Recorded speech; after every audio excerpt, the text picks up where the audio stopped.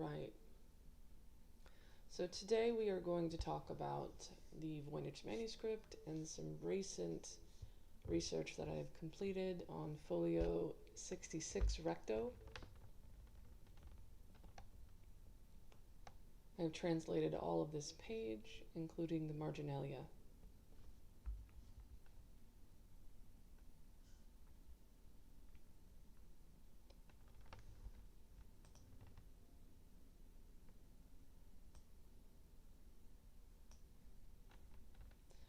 So we'll go ahead and talk about the two sections of the Voynich Manuscript. The first named section is the Codex Constellarium Aster, and then the Curatorium. The Codex Constellarium Aster is the Codex of Star Constellations, and it involves many different steps or processes. They all involve elixir preparation, star charts, and of course electuaries, but the main component in that are the elixirs. The electuaries are more reserved for the herbal section, which is the curatorium with all the plants. I want to say that I don't want to say assumed, but was hoping I was hoping that my theory on the word talus being used for suchness was correct. I was really hoping for that because it made sense considering the content of the Voynich manuscript, although Christian on the surface is actually foundationally based on Tibetan Saurya Rigpa and Buddhism, Vajrayana Buddhism. And of course, the most advanced part of that is Kalachakra Tantra, and that in and of itself is astounding. But so there's a syncretic play between both of the religions. Of course, this book was written by a European Swiss-German monk, most likely using a vocabulary ex quo, which is basically a how-to guide on writing Latin for German speakers, specifically for monks. So this is why you see a lot of base words and then interesting suffixes added to the end. That was quite common in the early 15th century in Swiss-German monastic circles. Okay, so that's kind of, that's condensed, obviously, but I want to go over Folio 66 Recto with you. That's the page we are on currently.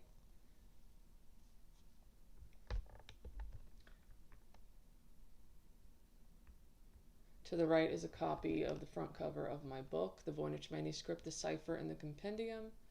The information we're going to go over today is not in the main body of my work, and I'm referring to the actual name of the Voynich Manuscript, which I was lucky enough to find just the other day. But I didn't publish it till in the middle of the night last night.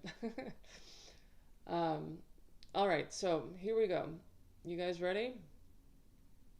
This is the translation of Folio 66 Recto, excuse me. Having a hard time talking today. All right, so I'm going to read the main body and then I'll read the marginalia afterward.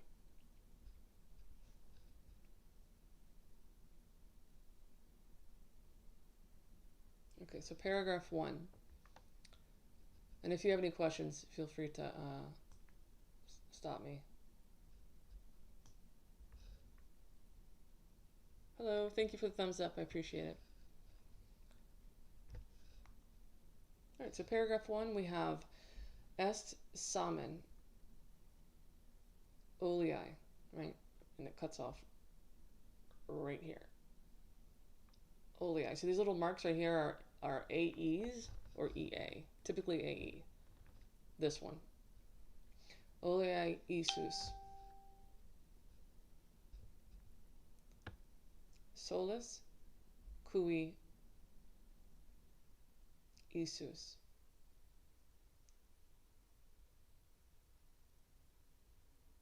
Cui consisti, cui elixir. So he puts e and then lis. Cuius curae sunt sed. Consisti, curae essere, or esse, depending on the context.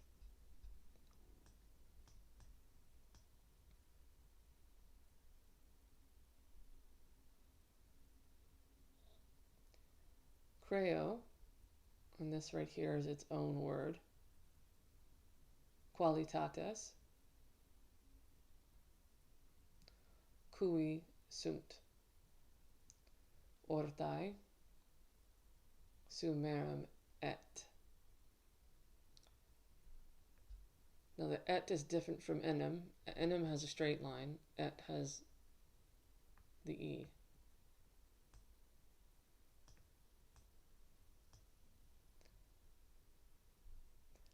Et annuus, curati, fecundus, ilo, folio, and then the double e here without the macron is essentia.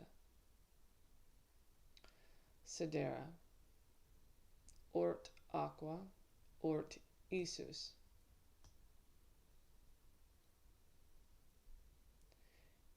Ilo, folio,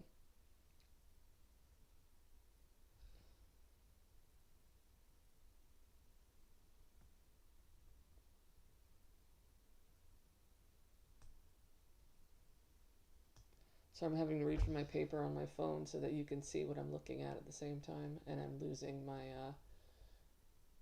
what line I'm on.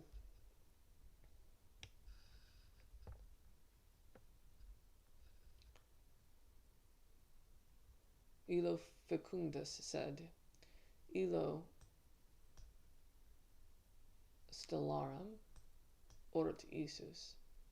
So you can kind of get the idea of how it's the same, right?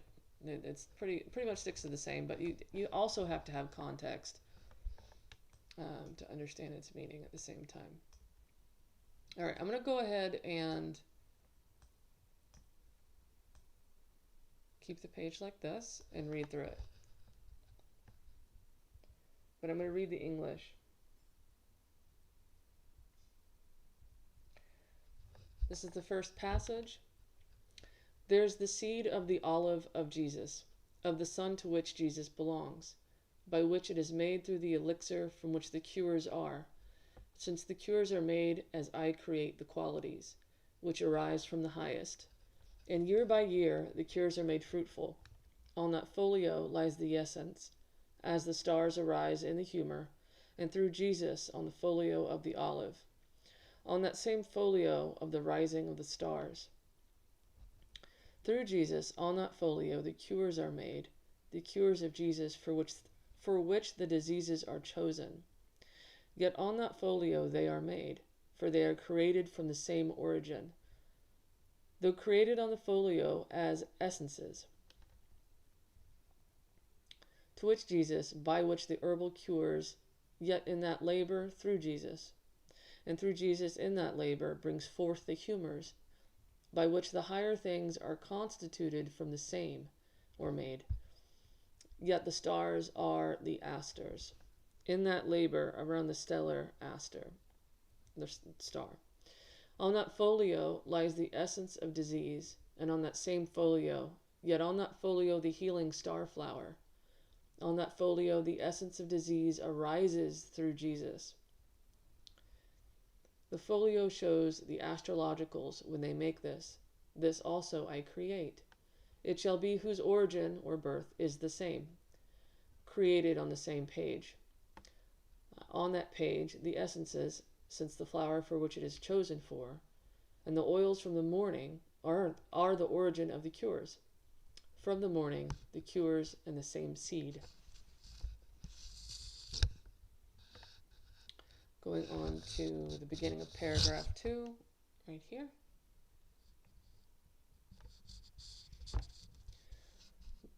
We have laboro hoc celesti essentias, sororum folio essentia osis, illo folio iodum sed, illo folio curatios. And I'll just continue, of course, with the English. And it says, I labor these celestial essences from the sister page, the essence of disease.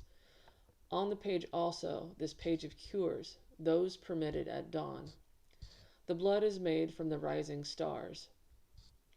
There the flower of cures is created, and the electuaries of the highest humor, meaning the most dominant humor. The cures of Jesus, through whom the elements, indeed the cured, or the curatives, show the curing, i.e. healing. The page of the surrounding pathways, through whom the herbal stars exist, order the cures, and the curatives show the humor, the curatorium, yet on that page, through Jesus.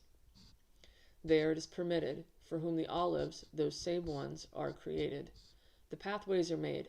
They are made to be on the stellar folio, since from these, for whom the flower's essence exists, the paths exist, by whom the flower is ordered toward suchness, toward the stellar page with the seeds.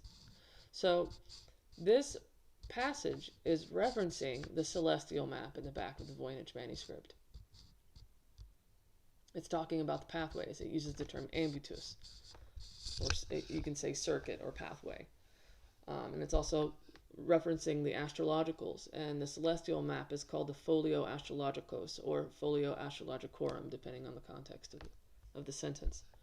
So the circles that you're seeing are called the astrologicals on the celestial map. So that's what he's talking about, that the pathways that you're seeing on the celestial map, and this is what their purpose is.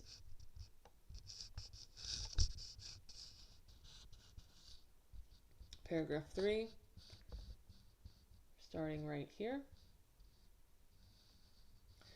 Est cui soli curatorium licet ordinat samen illo laboro aster oleae aqua ordinat licet cui Isus enim cui Isus sedera hoc sanguis soli aster asteras sumerum cui creati flos curatiorum sunt annuus ossis creati folio creas curae curate sunt consisti curatio qua tuor.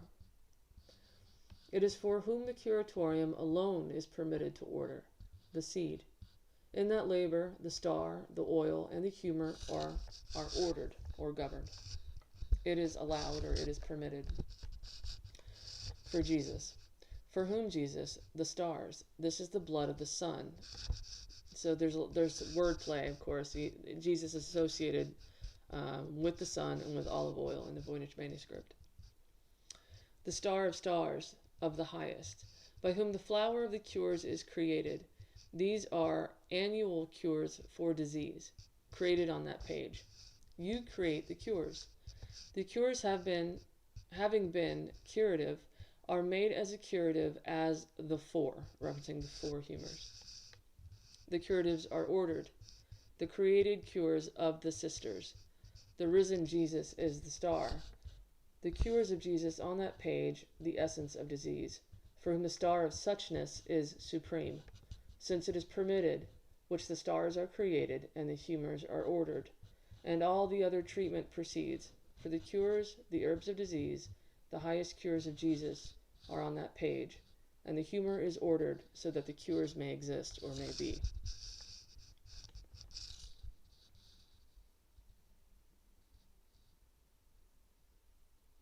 And then we have paragraph 4. Es curati ossis celsiorum curae, sole orum ort iodum sed, illo florum sed constructa aster ossis curae Isus. And then we have a period because curae Isus is repeated twice. Curae Isus sanguinis enim annuus orum samen. And then we have another period because samen is repeated twice. Samen sumerum sororum creati, ossis sanguinis aquas. And then we have another period because sanguinis aqua appears again. Sanguinis aqua sororum aster, curatio soror enim, laboro hoc curae eodem illo stellarum sed. So when he's not repeating the words to denote a punctuation, more often than not, he would just put sed on the end. It is decipherable. Absolutely. Absolutely decipherable. So Lisa Fagan Davis recently changed her mind. She was on a webinar that I was a part of, and she changed her stance and said that it is legitimate. It's not a hoax. So we are in agreement on that point. Okay, where was I?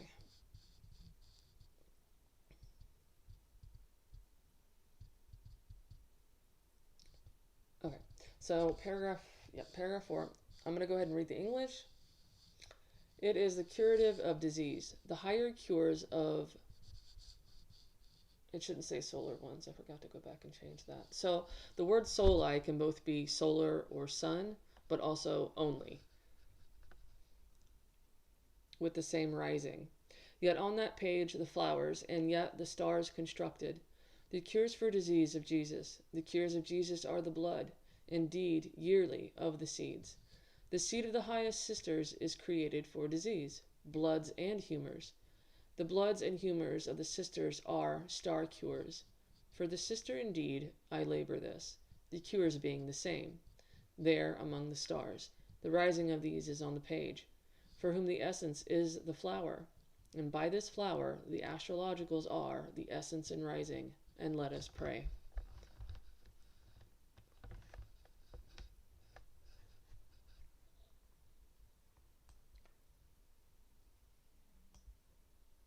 And here we have paragraph 5, starting here.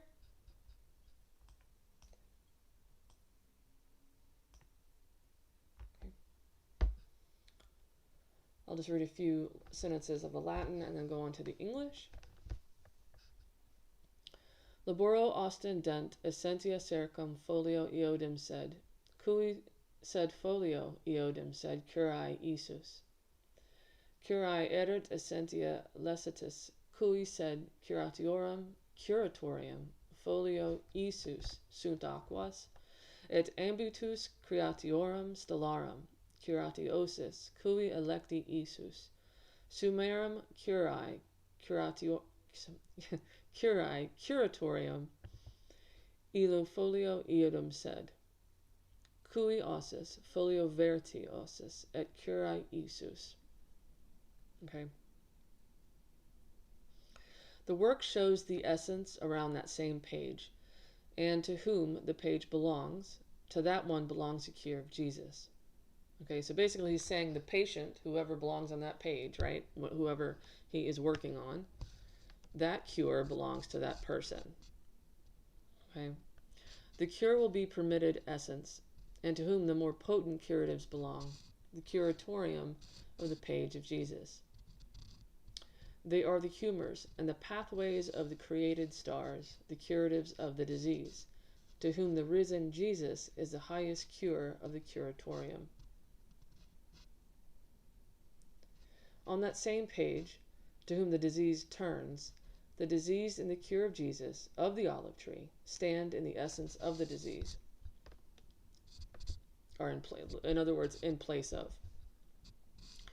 The cure in that same place is the electuary healing of these things that are.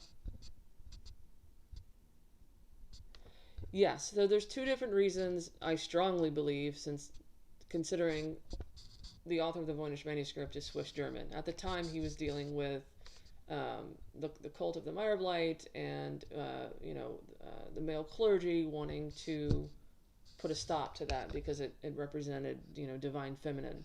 So he already had a background in that.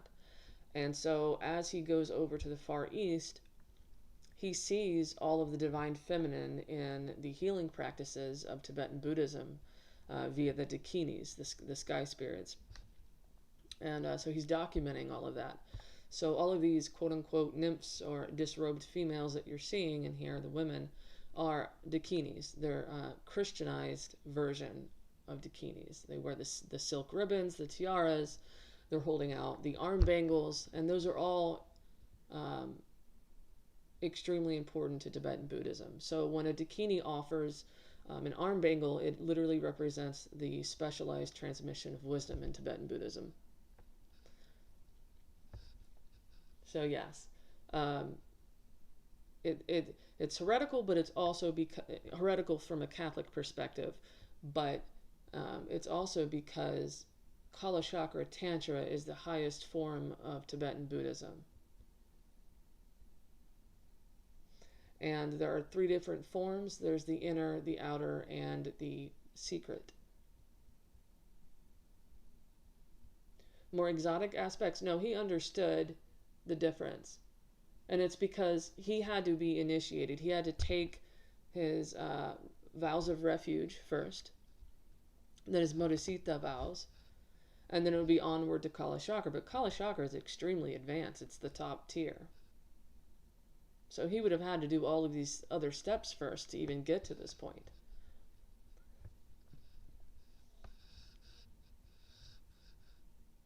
I actually pulled up some of the things that I studied to get to this point. Someone had asked me about it on a comment, and I was like, you know what, I could just pull up everything I've ever looked at. So, I actually saw a documentary back in October 2023, and I'd forgotten about the manuscript. I remember reading or watching something about it. Not reading about it, but watching something about it when I was a kid. And I forgot about it for the rest of my adult life until I was sitting there watching a documentary, and I was like, huh, nobody's translated it yet. I'm going to try. So that's what I did. I spent every day on it. So, okay, where was I? Okay. By the cure of Jesus, I create on the page the essences of creation, fruitful creations, with the curatives that are in that same place, like on the page. In that work, the essence is shown in that labor, in that flower whose herbs is from Jesus. The cure surrounds and follows their created flower. Okay? I know it seems kind of weird, but you'll understand the meaning of what he means. Right? So he's creating the flower, right? He's picking a particular plant, using that seed from that plant. So that's what he means by their created flower, meaning the patient's flower that he's creating through the process. To whom likewise the sister is. Now, whenever he mentions sisters, he's talking about the relationship of parts. So in Sanskrit, and this is documented, this is well known in scholarship, okay? In Sanskrit, especially in the Rig Vedas, they use the analogy of sisterhood to describe relationship of parts. And one of the commentators on the Rig Veda actually said this. I forgot his name at this point, but for example, in the Voynich Manuscript, he says soror enim, and then whatever he's trying to relate back to the other thing. Oh, absolutely. Okay, so this is paragraph 5, to whom likewise his sister is. Okay, so I just didn't line it out, so I am not going to be able to find where I was.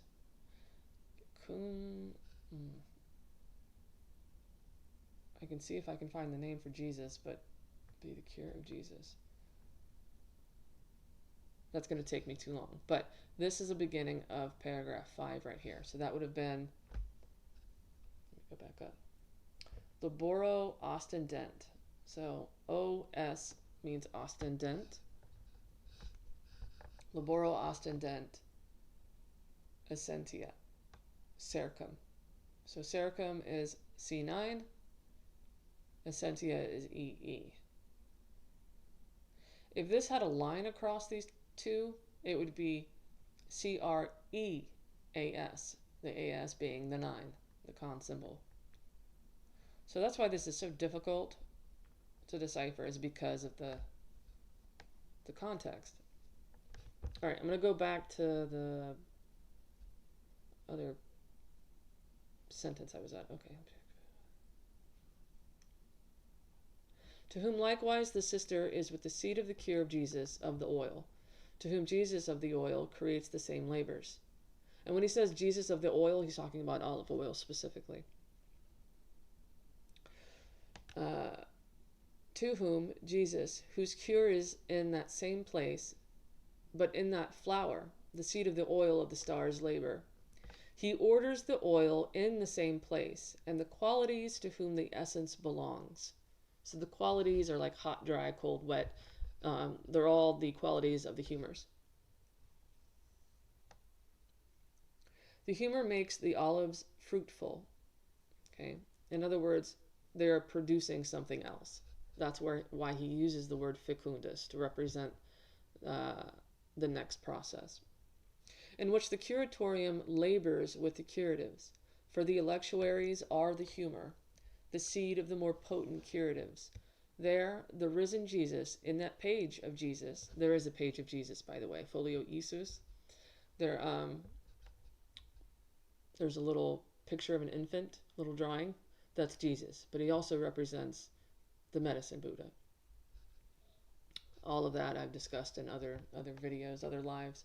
But I'm happy to kind of like go over it briefly in a little bit. Where was I?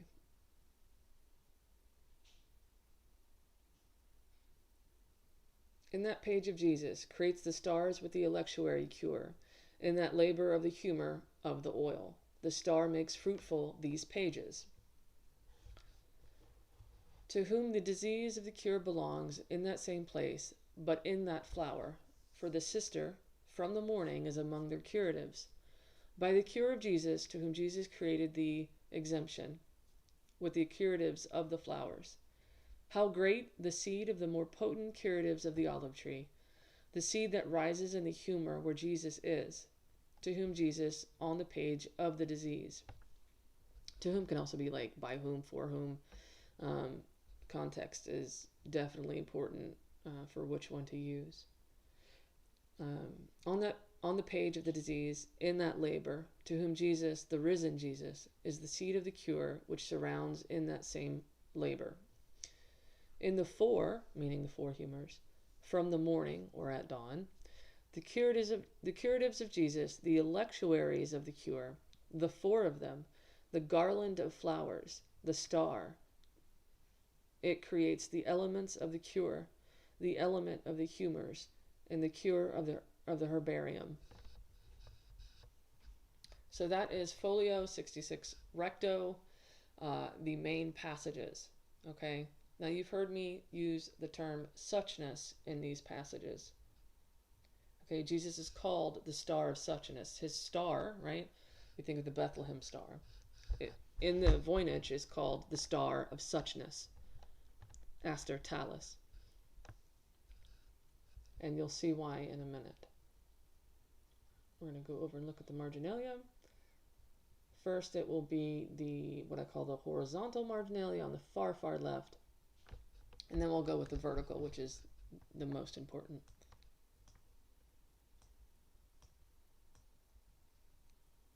All right, here we go. Enem astrologicos,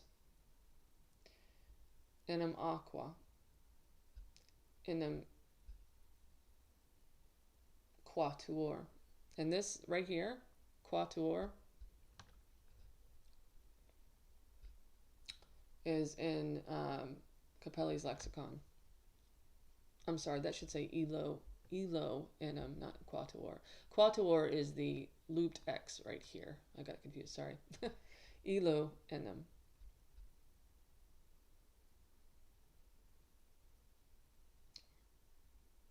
Sunt astrologicos. See? Here's astrologicos here, astrologicos here. Consisti eorum et aquas, causa qualitates licet astrologicos, illo laboro esse cum constellarium, cum sorrorum, cum causam illo stellarum, illorum causam enem aster aqua. Okay. Aqua being here, enem aster aqua.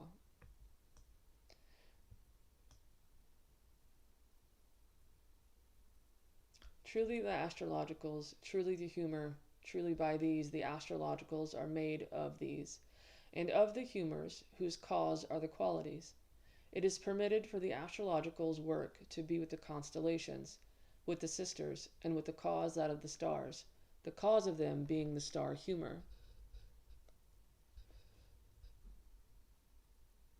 So it is a book about plants and such and the healing they do. Yes, but that's a very surface level interpretation. It involves a whole lot more. But if you kind of just glance at it, yes, you could absolutely say that's true. But there's a lot more involved. It's a lot more complex.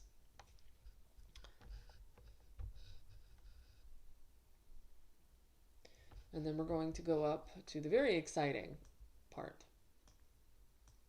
And this is where you see the name of the Voynich Manuscript, the actual name of the whole entire book. Okay, we already know the two different sections, the Curatorium and the Codex Constellarium Aster. Okay, Curatorium, of course, being the herbal. The Codex Constellarium Aster is all the star chart stuff, the star constellations. And this is where we see it. Okay. The Tironian notes point out the importance of the words. And I'll go over where I got the Tironian note interpretation from in just a minute. So we have cum hoc. Okay, cum hoc. Now, remember, this O, although I'm saying hoc, okay, it can represent all different declensions. Heg, hunk, hic, depending on context. So although I'm saying hoc, it's not just hoc in every sense. Cum hoc et curae, cum sunt hoc, licet liber talis. Licet liber talis. Here are the Tironian notes, and it means liber talis, the book of suchness. So here we have the actual name of the Voynich manuscript right here. The book of suchness. And suchness is a Tibetan Vajrayana Buddhist concept. This whole book is based on suchness, which is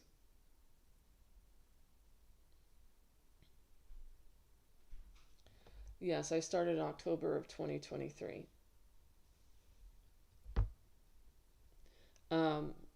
So suchness is the most integral idea to Tibetan Buddhism and Kalachakra Tantra.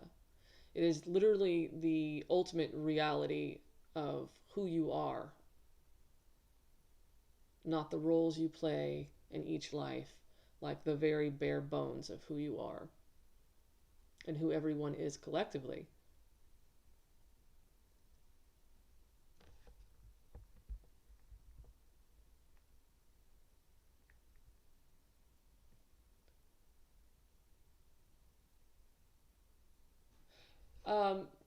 No, it's not alchemy.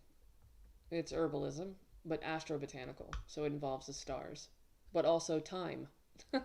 So it's more than just your typical astro-botanical. It gets pretty, yeah, it's neat. So yes, this is a syncretic text. It on the surface level is Christian, but its foundation, the core of it, the deeper meaning is Tibetan. There is a Taoist symbol in here, but you have to remember Clemens Specker, who I believe is the author of the Voynich manuscript, is the area that he was in literally converged in Amdo, Eastern Tibet, Burma or Myanmar, Southern Yunnan, China. It's not a cipher in the classical sense.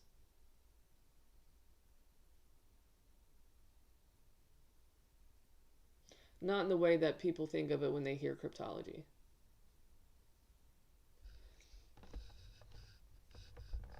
So I'm going to finish the sentence here. Um, so this is Liber Talis, the official name of the Voynich Manuscript.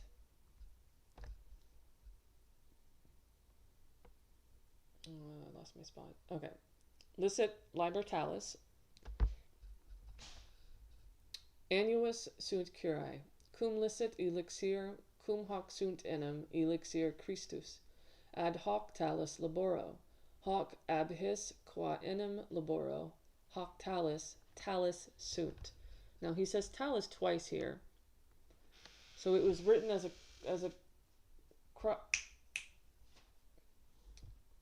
so it was written at a crossroads of cultures, absolutely. Yes. 80% of the plants he identifies are in the area of the kingdom of Dali in Yunnan, China. And that's important because the official state religion of Dali is Tibetan Buddhism, or was during that time frame. So the translation of that sentence, okay, is this. With this and the cures, since this is permitted, the book of suchness, every year they are the cures. Since the elixir is permitted, with this they are indeed the elixir of Christ, directed toward the labor of suchness. This comes from these, by which the work is done. This is suchness, thus they are. Okay? The labor of suchness. He's constantly referring to this because this is Kala Chakra Tantra. So not only is it the inner and the outer, but it is also the secret Kala Chakra, which is the wheel of time. And on the Folio Nonus, he does talk about, and this is where the majority of the Tironian notes exist because it's the most integral page. The Folio Nonus, which he does name it this, talks about where the power comes from, and he talks about the lex tempus, okay, the law of time, and that is a direct reference to the wheel of time in Kala Chakra. And he does use the words rota and rotula or rotulo. So yeah, no, it's amazing. And of course, I'm still chipping away at it. There's a lot. And you do have to go through it by hand. So.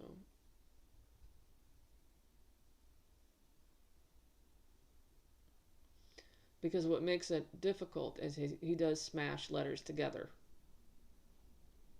He picks and chooses when he's going to do that. And that's what throws you off.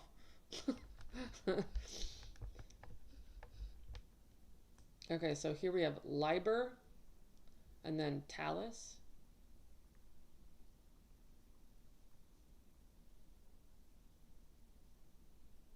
Two months ago, the WH Press briefing, the man stated, what man? We now have the ability to manipulate time and space. No reporter asked for details. The White House Press briefing?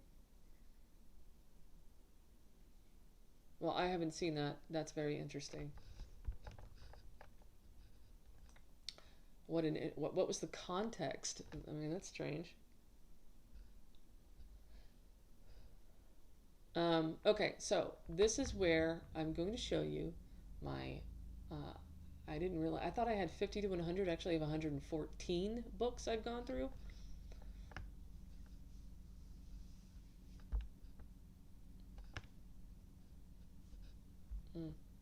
It doesn't. It's the scope is Tibetan Kala Chakra and Tibetan Sour Rigpa. Okay. Okay, so this is where we see the basis for Liber. Okay. It's gonna let me, oops, wrong direction.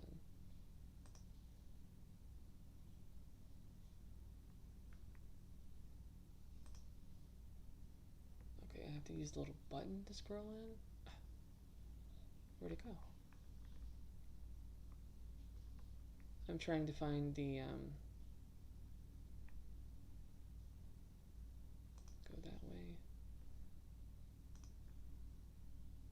There it is.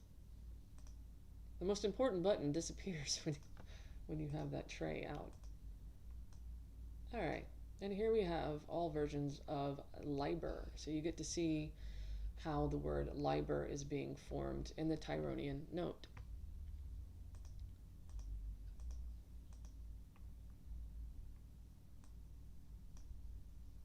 Okay, here's liber, right, like this.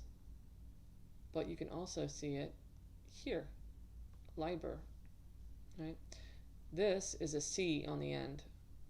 It represents civitas, liber civitas. Here we have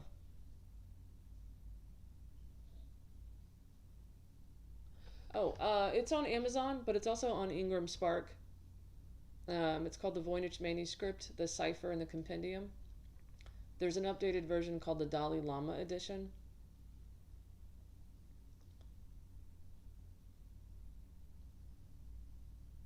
Yes, it's a spiritual text, absolutely, because it's based on Tibetan Buddhism, and it's a Christian syncretic work.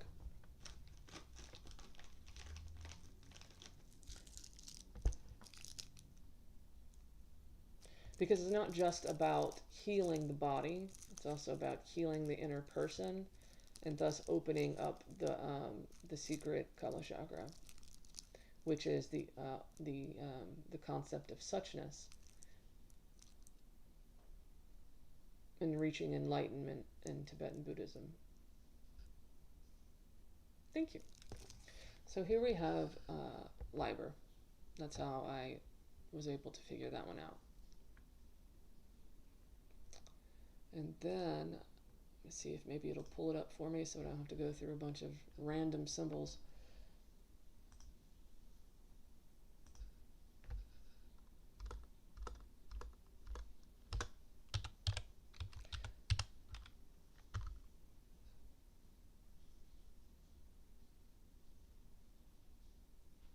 Oh, interesting. That's interesting. Sometimes it happens. People are like, oh, that was weird, and your brain kind of blips over it,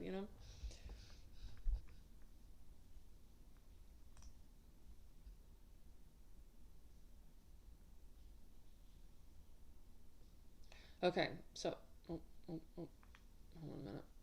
Let me try 113. Let's try this one, 132.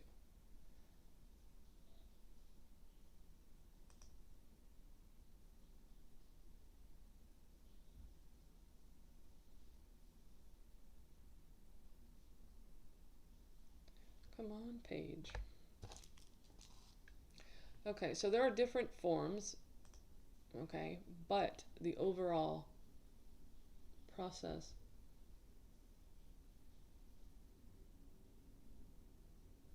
for soma or burning purple. You mentioned soma. Yeah, so I identified Katha Adulas, Folio 3 verso. I can't remember the page number off the top of my head. And Katha Adulas I've identified as soma and Haoma of the Zoroastrian and Vedic religion. It's the original. So yes, Haoma Soma is being used in the Voynich Manuscript.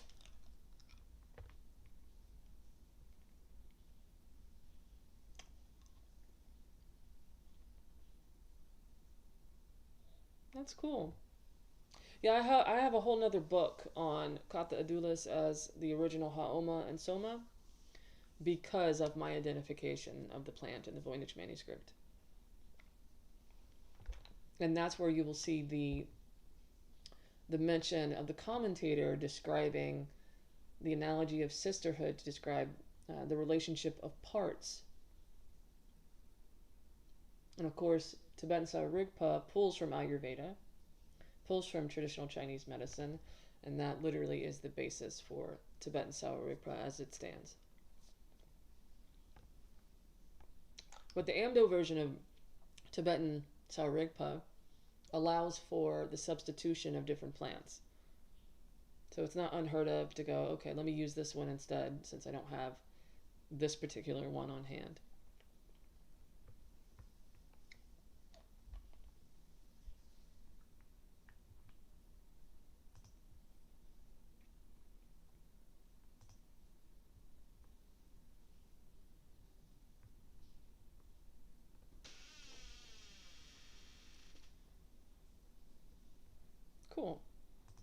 So yes, he consistently talks about Jesus and the star, his star being the star of suchness, which equates him with the medicine Buddha textually, but also visually. There are images in the Voynich Manuscript. The medicine Buddha himself is actually in the Voynich. You'd be like, wait a minute, no way. Yes way. If you want, I can show you really quick.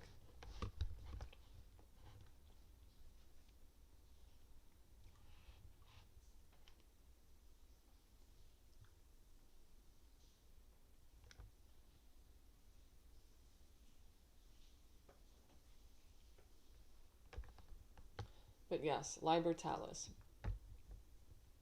And then of course there's tale, but the difference between talus and tale is that talus has an eye form, like right here. Tale does not. Tale, the inverted V looking thing attaches directly onto that. It is so cool. And you know, I didn't even translate Folio 66R until yesterday. And I decided, I was like, you know what? I'm just going to go through it really quick. And that's where I found this. And I was like, you know, all this time, and I didn't think to look there. The Tironian notes always point to something important. And I knew this meant liber already. I just didn't catch it. I didn't see it for some reason. But now we know. The Voynich Manuscript is not the cipher manuscript. And it's not the Voynich Manuscript. It is the Liber Talus, the Book of Suchness. Cool, right? It is cool. It's awesome because it literally just pulls everything together. So let's show you guys the medicine Buddha. And I'll also show you the Folio Isus, where Jesus is, and the Star of Suchness, and why everything is blue. It all ties in beautifully once you understand what's being said and why it's being said or depicted.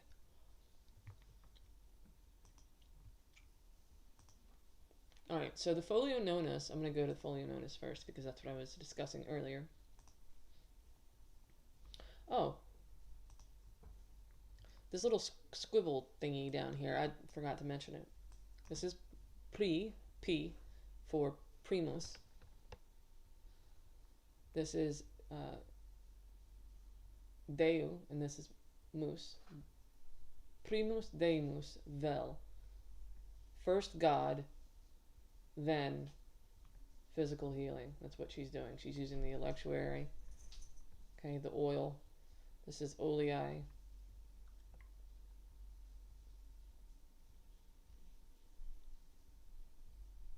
Oh, thank you. Thank you guys. I appreciate it. So it took me 7 to 8 months. I was successful in June of 2024, and I've been trying to get this recognized for a long time. I'm not going to go into the quote-unquote politics of all of this, but there are some politics to all of this. I will say that much. But I have things in the work for confirmation coming up in the next couple of months. Official confirmation. Yes. So. And I will have a largely summarized work that I'm going to submit to a journal. Everything else I'm keeping separate. But I will have a summary available to be peer-reviewed and put in a journal. Of course, it takes like 6 months to do, but that's okay. I know my translations, my decipherment, I know it's correct, so it's just a matter of time. All right, so let's go to the Folio Nonus. In a previous paper, I discussed the ordinal pagination in the bottom of the page. You got the regular pagination in the top corners, right here. But you also have ordinal pagination which is right here. This is octavus. A U is also considered a V. So instead of saying writing out an abbreviation of octa, he's literally just writing the number, which is easy to recognize, right? And then vus. So every 16 pages, he writes the ordinal. But at the very beginning, it's like 14-page difference. And literally, this just means eighth, right? So he's going first, second, third, fourth, fifth, sixth, all the way to 20th. Now, he skips 13 and 16. From a Christian perspective, 13's unlucky. From a Tibetan Buddhist perspective, 13 and 16 are extremely holy, and 16 represents the completion of enlightenment. So I can see why he would not use that one, because the process is not complete. So it would be like taboo to use that. So he skips those numbers.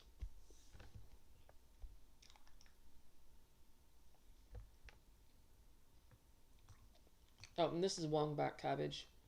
Just let you know. I'm pretty sure he kind of like maybe forgot to put the plant in there, because it's kind of like an outlier. Because here is the Folio Nonus. Whoops, where'd I go? Hold on.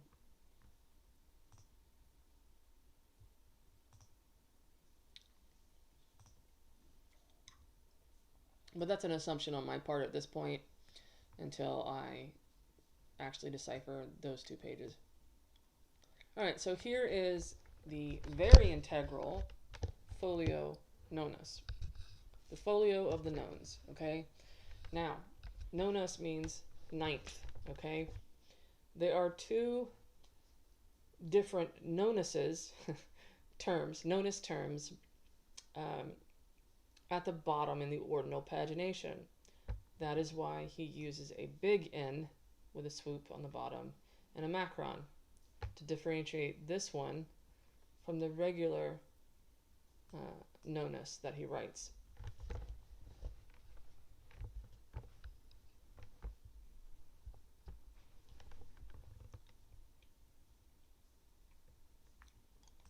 I am in agreement.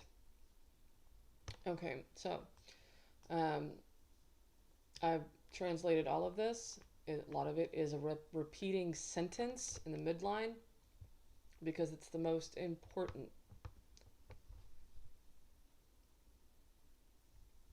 But this is the Kala Chakra Wheel of Time.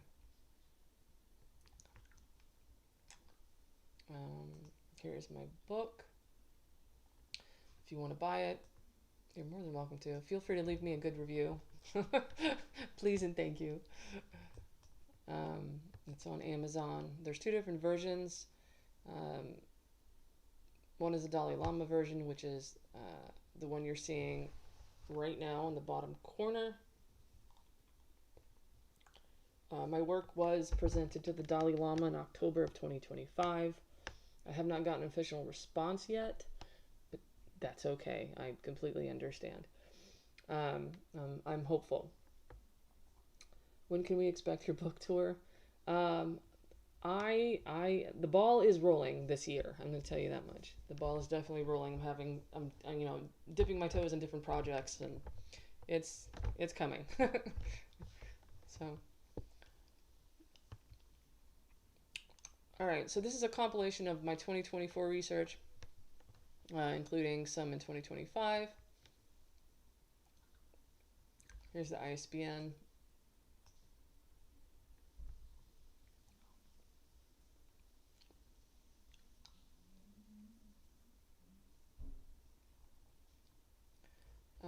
This goes over all of the curatorium identifications. It takes me hours to go through that, so I won't go through all of that at this point.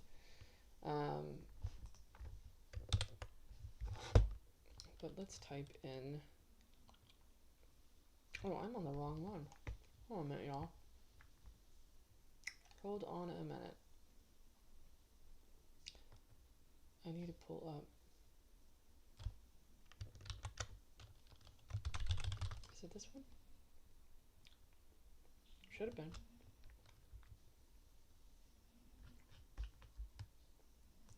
Petrocosmia in here.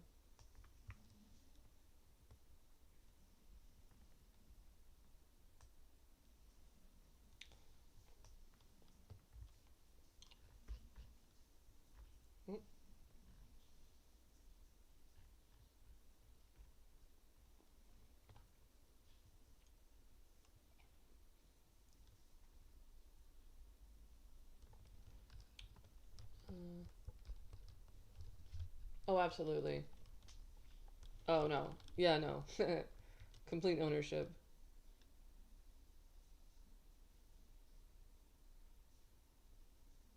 No, AI can't do it. It's, it's just not. The way it's structured and built, it's not possible.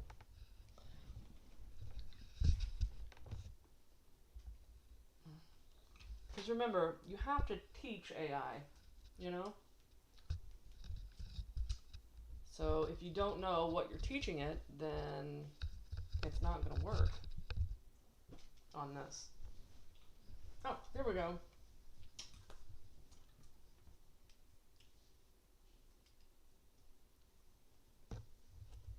Mm-hmm. Oh. When I was first starting this, this is funny. I I did the whole AI, the whole AI route, tried to let it figure it out for me, and it was talking about like uh Aztecs and stuff, and I'm like, what? I thought I was like, did it do it? Did it do it? Because I put too much faith in the LLM before I really understood what an LLM is about. You know what I mean? Thank you. Thank you, Lucy. So here's the Folio Nonus, okay?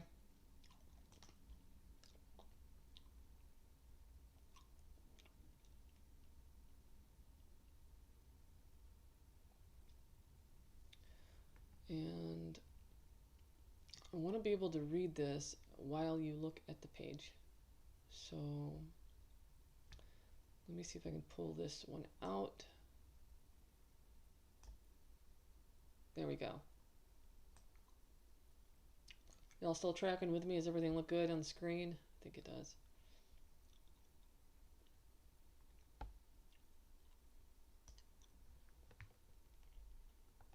Okay.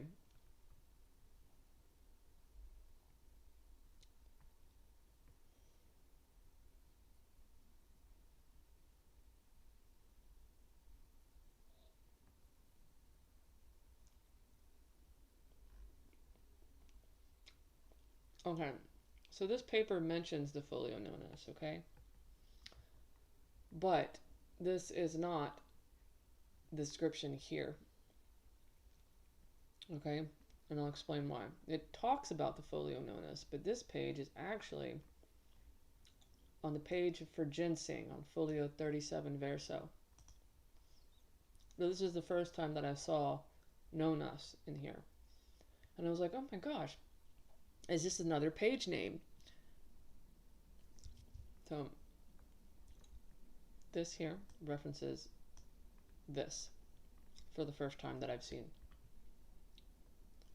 Granted, I was jumping around to a different page. I'm sure it probably exists a whole lot sooner in the manuscript.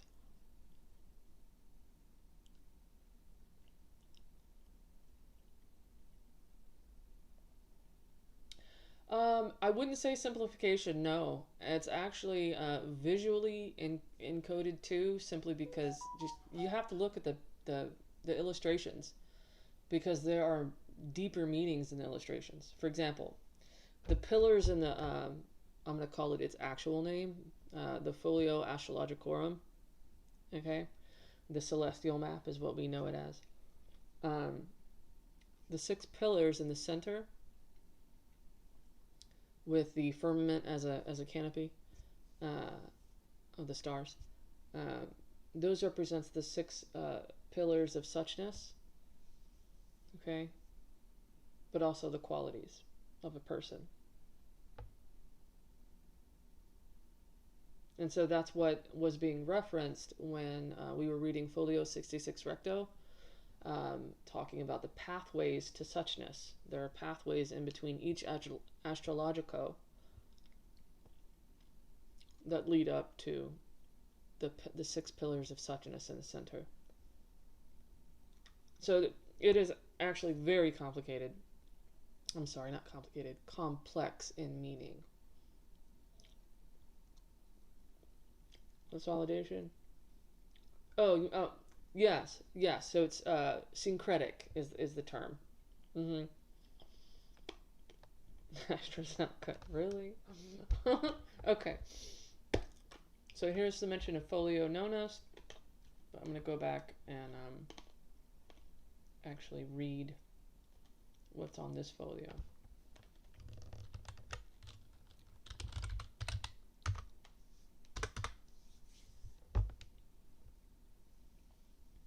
And this is heavily redacted using Tironian notes. Out of all the places in the manuscript, this has the most, which means this is the most important roundel or wheel, is what he calls them, rota.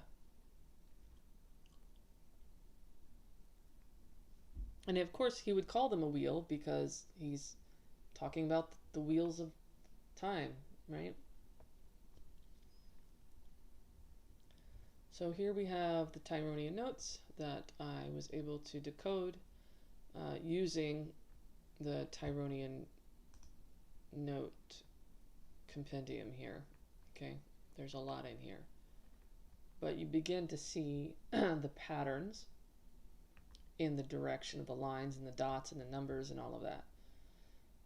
Speaking of which, I've heard that they're trying to get AI to understand the structure of Tironian notes so that they don't have to like figure it out and it can figure out for them. I wish them the best of luck. I think it may be an issue of this as well, because if they can do that with Tironian notes, they should be able to do it with that, but I don't think they're going to be able to unless they go through and learn it themselves and then teach it to the AI. There's the missing step. All right. So here is preis, lead or go forward. Okay. The IS comes from the 9, of course. Liber, tempus, potens, ad hoc or ab his. The 7, septus, right? I put the 7 to make it easier. Talis, tale. Okay. This represents suchness.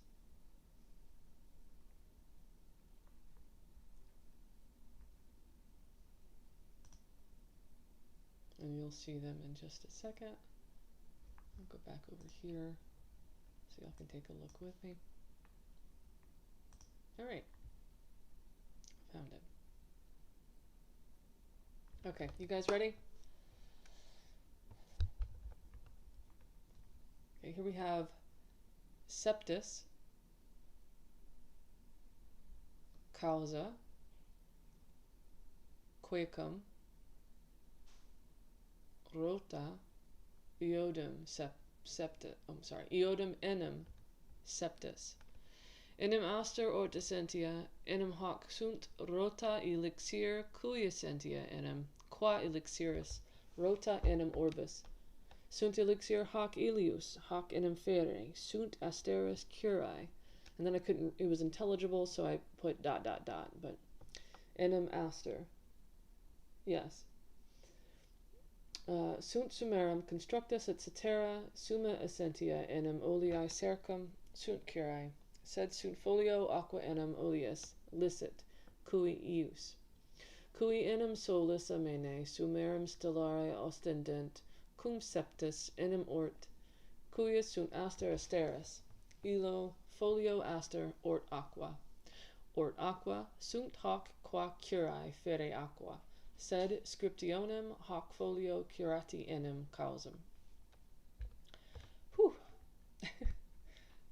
So, the 7, which are with the same celestial wheel, indeed the 7 being the birth star's essence, indeed this they are, the celestial spheres elixir. whose essence is as that of the elixirs in the celestial sphere, indeed the roundel or the orbit. They are this elixir. From that, this indeed they will be. They are the star's cures. In being the star, they are of the highest construction always. The highest essence being the surrounding oil, they are the cure. Also, the humor page being the permitted oil for whom it belongs. For whom here meaning the patient. Which indeed the sun at dawn of the highest star constellations reveals, due to the seven being from whose birth date, right, is the star of stars. These star pages, birth humor. So the Chinese Musa in the Voynich Manuscript doesn't actually produce bananas. It's one of the few that doesn't. These star pages birth humor. The birth humors, they are this. As the cure will be from that humor, also of these writings, this curative page, being the cause or the reason. So that is that passage. That's the very outer line.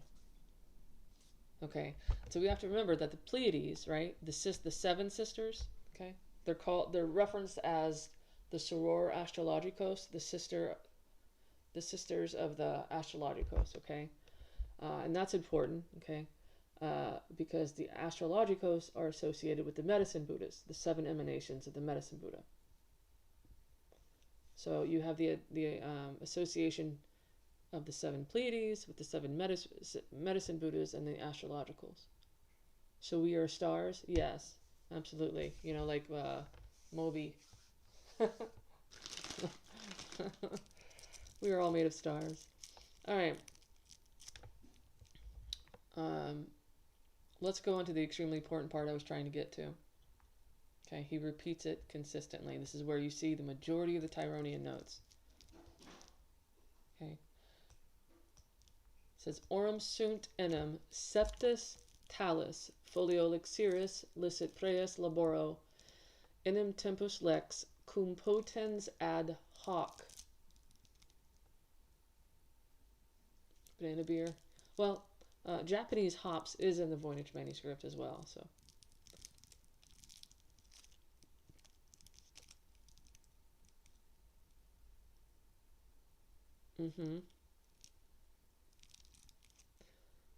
So he repeats this sentence, and this is what it means.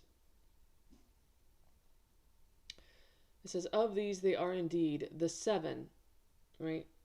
I put such as, but then I put an asterisk in the paper, okay, in the book.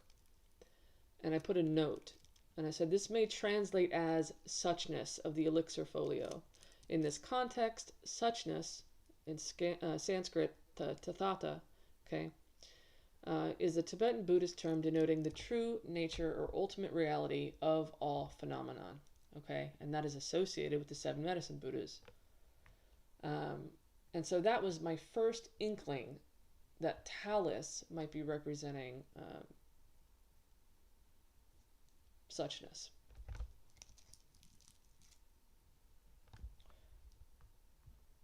I only just found out about the manuscript this morning. Been watching videos on it all morning. Cool. Well, welcome, and I'm glad you're here because now you know what it's about right away. That was pretty quick. Okay. Such as this, it should say the seven of suchness, I think is what it's trying to say, because talis is right after septis. Septis talis, the seven of suchness. The elixir folio that presides over the labor for the law of time with potency and power goes forth from this. It is historic, right? It really is. It really is. I'm very honored to be able to do this.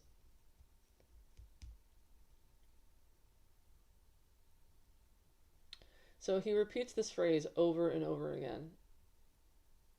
Oh, you too, huh? I absolutely feel that way as well. There's something is going to come about that's extremely positive from this for everybody.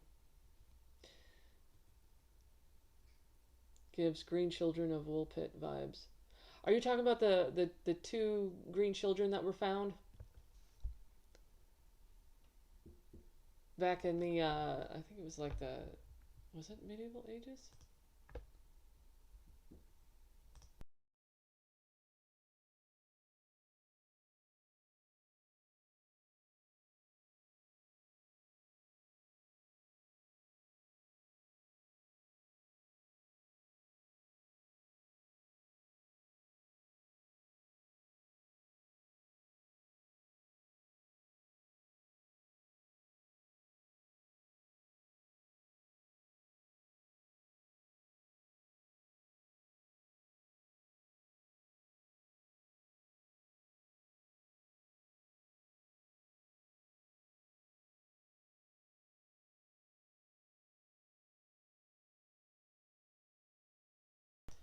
Oh no, I just paused it. I apologize. I had to pause it for a second.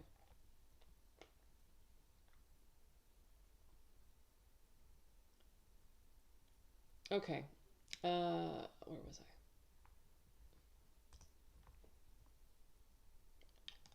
Where did my page go? So he just literally repeats that sentence. It's that important. For the law of time proceeds forth from this.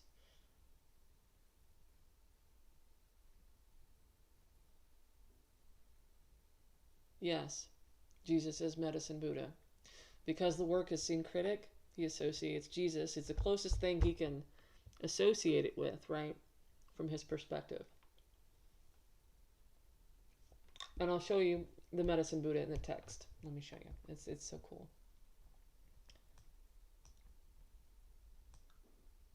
What folio was that? Folio. I think that's 121.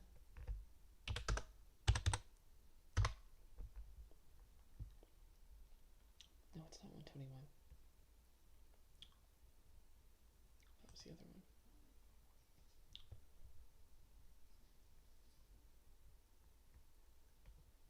Where's the little thing here? There we go. That helps me. Alright, so all these zodiac pages are called the Folio Annuus or Folio Ani.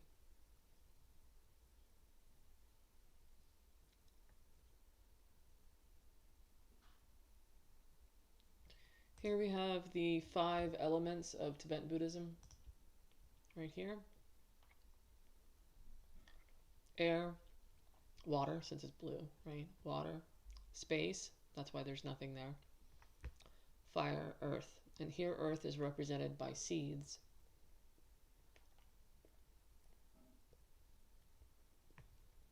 So these are the 5 elements, which he uses the words elementum and elementus.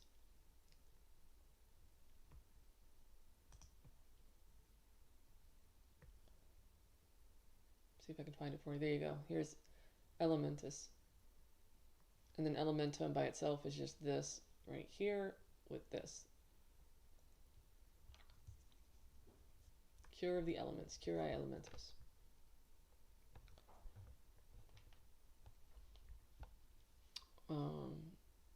Yes, so let's look at the page I'm trying to find. There it is. Folio 78 verso. This is where you see the medicine Buddha. You ready? So here we have the dakinis, okay? The divine female sky spirits in Tibetan Buddhism that are involved with the healing, right? Healing medicines and the transmission of wisdom. That's why they're naked. Dakinis are naked in Tibetan Buddhism. And here we have these little 7 windows, right? Of course, we talked about septus, 7. 7's an important number in this. The 7 medicine Buddhas, right? So I was looking at this, scouring all the images for any little difference I could find. And I looked closely at these little windows, and I saw something in the center. And I was like, oh, you know, there's definitely a circle here. What's happening? So I kept seeing a circle there, circle there. You can see a little bit better here. There's a circle here, so on and so forth. But as I continued along, I saw more and more lines in each one until I got to the last one. And that's where it became extremely apparent what this is.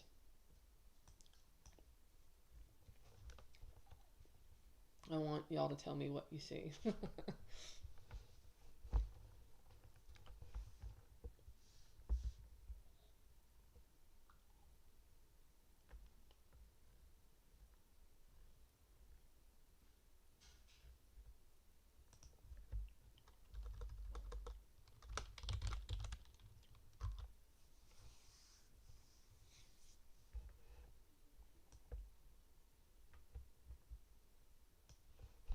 So right here, we're looking right here in the little window.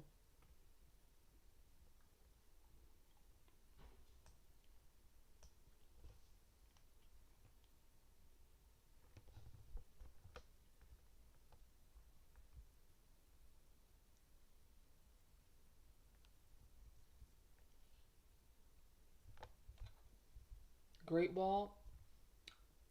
No, but that's Ming era, so that makes sense because the Voynich Manuscript was written around 1423.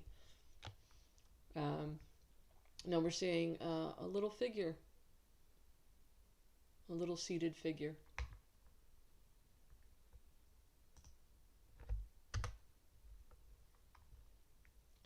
And I'm going to pull that up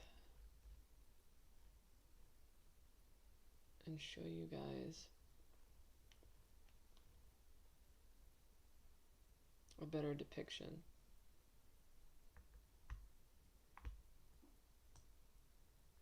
Jesus-like figure with a tablet. Oh, no, I'm gonna show you. I'll show you just a second. All right, I'm gonna put the book back in the tab here so you can see it. Here we have the archways. Here are the archways. They're called chaityas, and that is what the Buddhas sit under. Some of them look like that, right? But the others simply like this. And that's exactly what you're seeing in the Voynich Manuscript. He's recessed and seated in lotus position.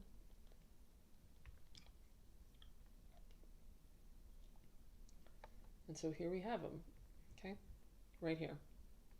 You can see his head with the dot in between his eyes, okay? This is his left arm. You can see that there's no robe on this one, and he's holding the stem of the terminalia, or the myrobalan, which is important in medicine, Rigpa. And then this arm is actually touching the ground, right? And it is robed. So he has a robe on this side of his body, but not on this side.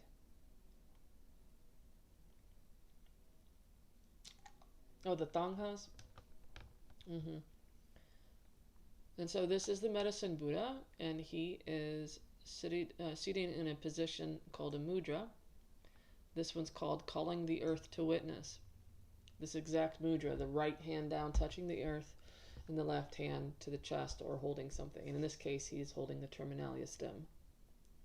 Now, the reason why these quote-unquote windows are blue, they're not windows, they're chaityas, right?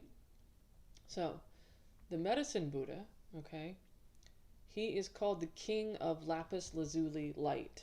So he radiates blue light, and that is what we are seeing.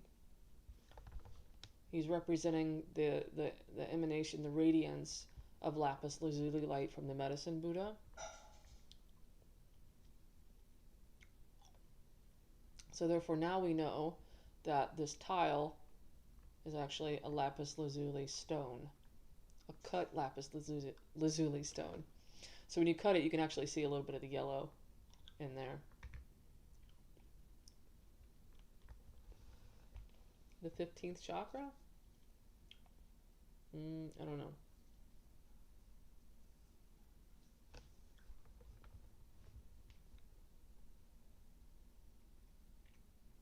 So here we have dakinis, and here you see a full tiara, okay, with the silk ribbons. And she's offering her arm bangle. These are arm bangles.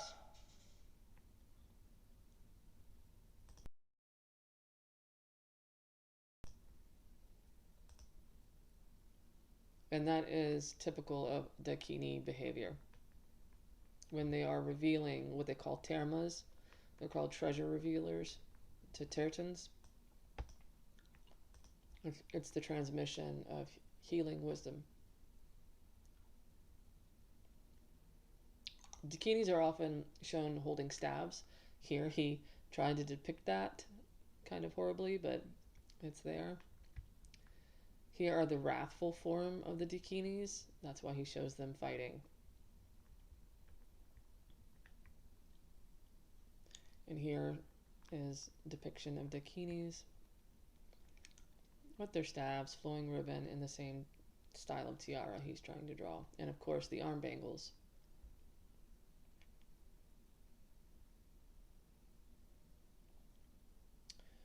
This is the folio of Isus, Folio Isus.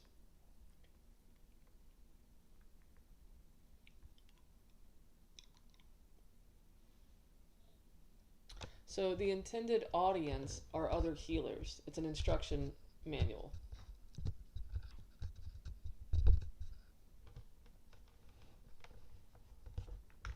He uses the term physeris and kreos. You will create, or you create. He's telling you to do certain steps.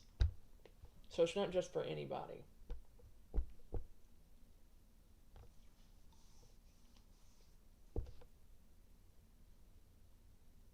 The Cathars, nah, none that I can tell, no.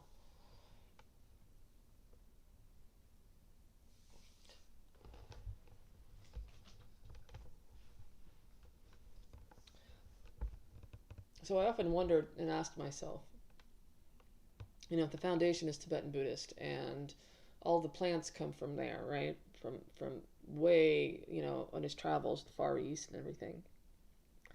Why is the book back in Europe, and how could he possibly use it? Why,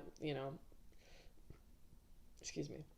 But the interesting thing is that in Tibetan Sour Rigpa, again, you can, like the Amdo region version, you can replace any of the plants with anything that does the same thing.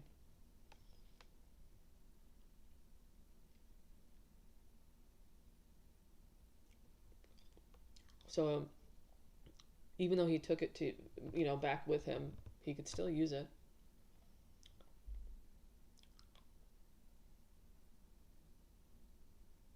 And I'm pretty sure it is the reason why he was commissioned to write the Chronicles of the 95 Rulers in the first place.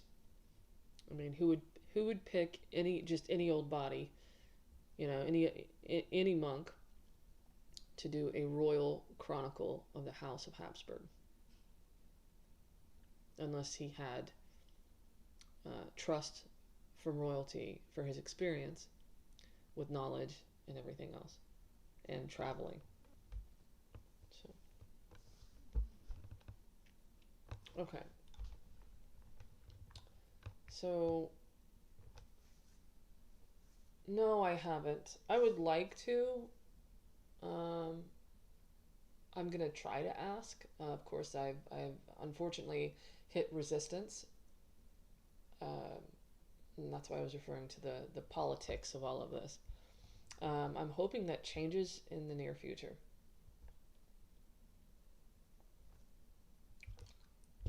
But I have not officially asked. I will try. I'll put an official request.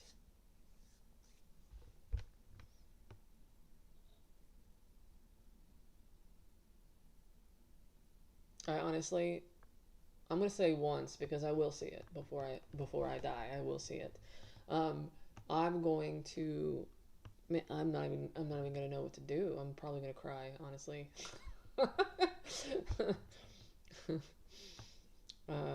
It'll be surreal.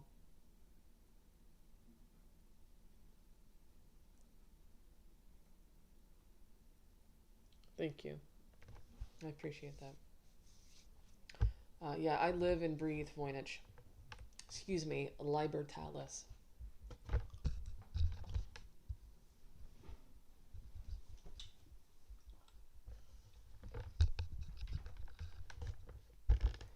Okay, so let me pull up this folio, 82 Recto, okay?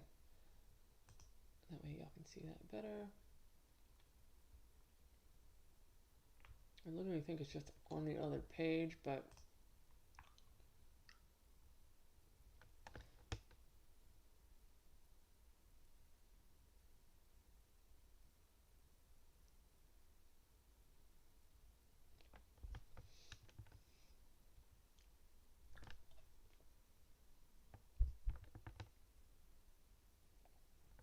y'all, I can barely see over here.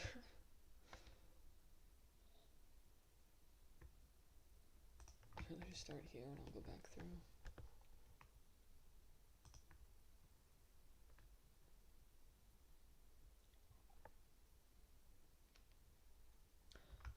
Libertalis with a space and then Talis, libertalis.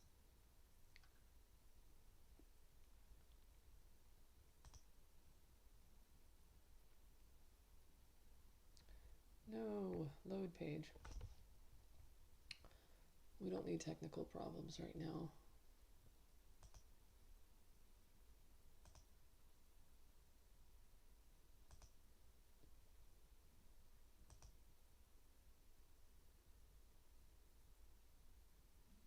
I was dreaming. Oh my gosh. Oh yeah. And that actually is good, right? You've heard the phrase, the idiom, sleep on it, right? So I knew that to be true. So I was like, you know what? It takes 21 days to form a habit. You know, I'm trying to use, you know, psychology and the subconscious mind and all of that to help me figure this out. So I would study it every day. Every day. Sometimes I would just stare at the screen and just, you know, get frustrated till 3 a.m. in the morning. Um, so just, oh, is this it? No, it's not it.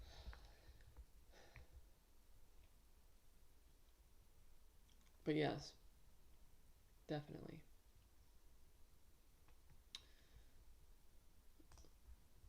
Try to refresh the screen. Let's see if that helps.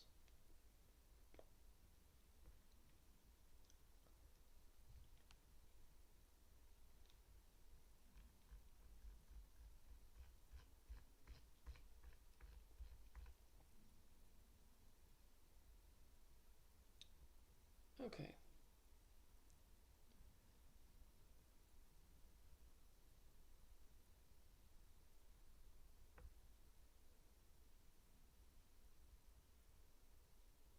What did I say it was? My brain's not working right now. 82, 82R.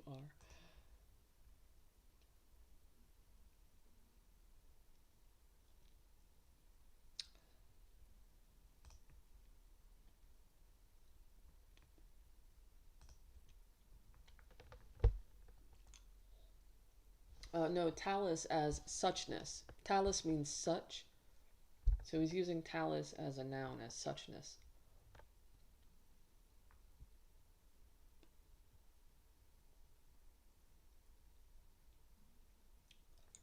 Goodness gracious, come on.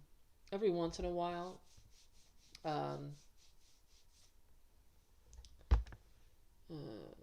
this website doesn't like to work. I'm going to have to refresh it again.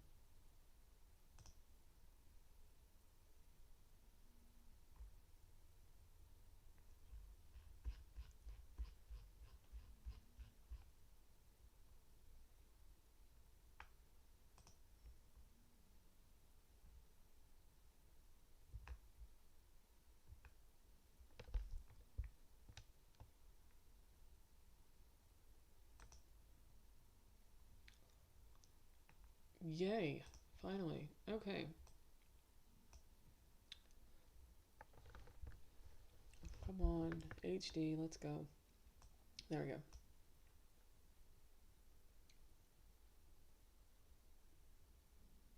Correct, Dan, yes.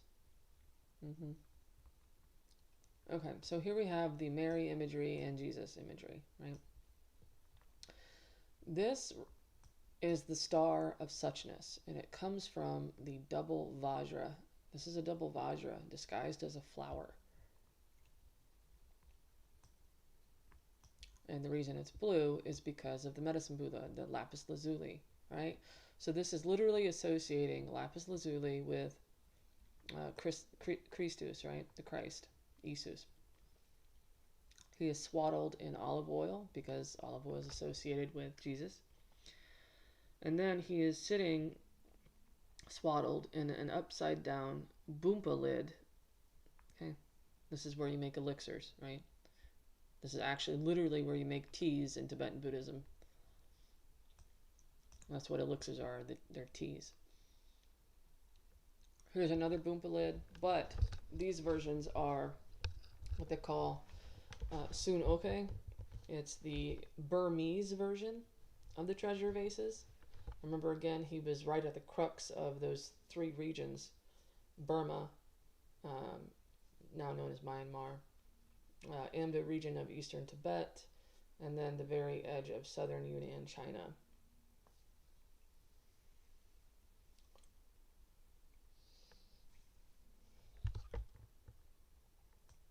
And so this is, it's in the form of a cross, right?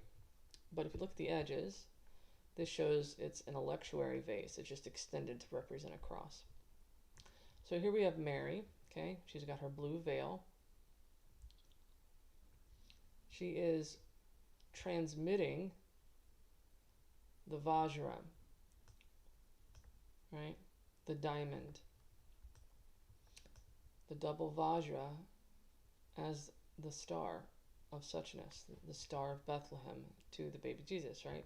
It's showing the transmission, the divine feminine transmission action to give to Jesus. Now here, Mary represents the mother of all Buddhas, Tara. Okay, Tara is, you can consider her the ultimate Dakini, okay, the queen of the Dakinis.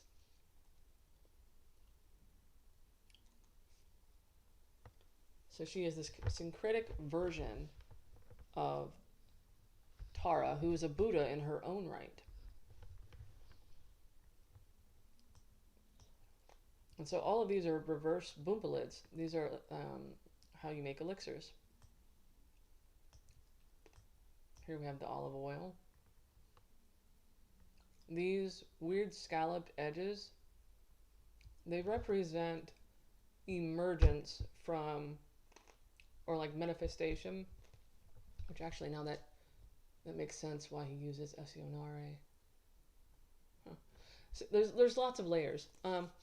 Okay. So the scalloped edges represents the emergence from the heavens into this world. Okay, that's what that represents. Often in medieval manuscripts, you'll see the same weird scallop stuff, but usually like more scallops on one of them than just a single little bloop. Okay, and the hand of God will be reaching out, pretty much. And so here you can kind of say that it's indicating that the act of, making the olive oil electuaries is heavenly. Ori stars, what's that mean? Ori stars? Ma stars? The star of suchness. So, how do I answer that? No,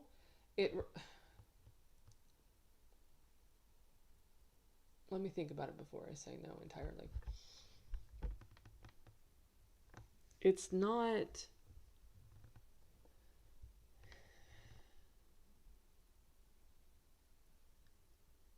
Okay, so suchness is the ultimate reality of what everything is, what all sentient beings are, whether it be animals or people. And it's that common thread. So if you want to call it spirit, sure, that's fine, I guess. If you want to like simplify it a lot and put a Christian spin on it, sure, and that's completely fine. But there's still a lot more complexity to it. For lack of a better explanation, yes.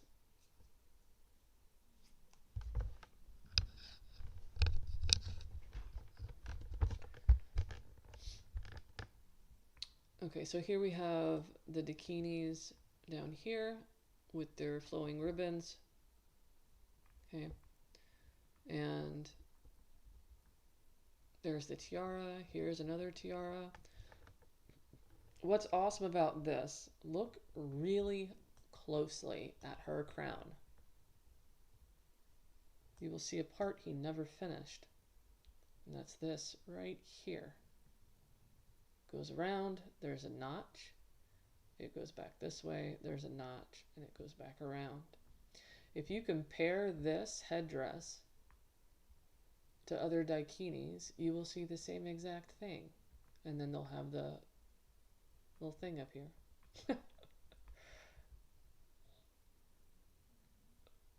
Oh, Bumpa. B-U-M-P-A. Now, there's different types of Bumpas. The most common is, it looks like a regular little like teapot looking thing. We're not talking about those. There are other Bumpas. You'll see what I mean if you just keep scrolling in the images. But I also want you to type in Sunoke. And I'm going to spell it out because there's a silent H. So Sunoke is H-S-U-N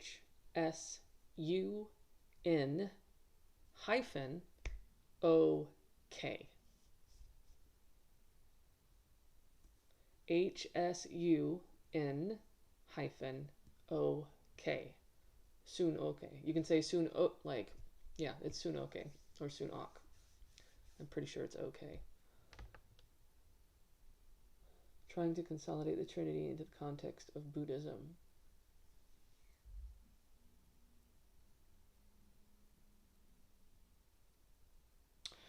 So the Trinity's kind of, the term Trinity is not even really discussed, but he does say Filius Deus on Folio 1 Recto, on the first Folio.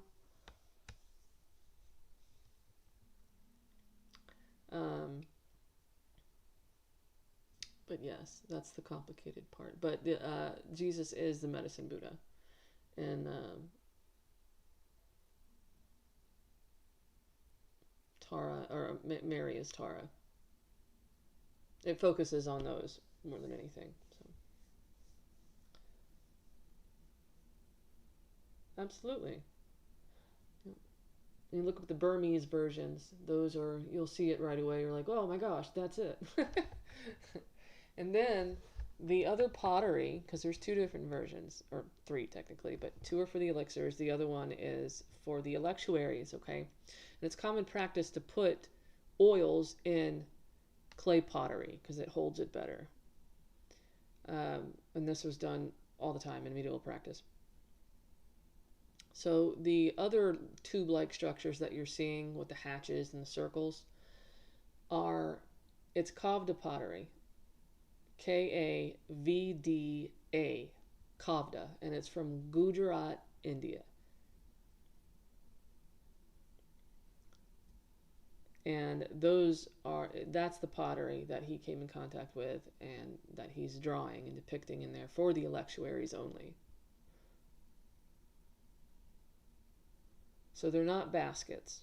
They are kavda pottery. And you'll see what I mean when you look through. They all use hatches, cutouts, circles in their pottery. The same exact things that he's trying to depict. Excuse me. What else? What else? Okay, so we got lucky. We got the medicine Buddha in there, you guys. So far, the only time I see that. I really couldn't believe it when I looked at it. I was like, what is that? And I'm thinking to myself, you know, with the fact that vellum, the paper, is so expensive, you know, often scribes and monks would wash out old ones just to reuse them. You know, ink is expensive, and then plus he's traveling around, so it's like, yeah, no, waste not, want not, right? Uh, so everything he did was deliberate. It had a purpose, and so I kept that in mind when everything that I was looking at. And when I saw the little circles, I was like, oh, that means something. That definitely means something. Because I was wondering, why are these windows blue if the olive oil is green?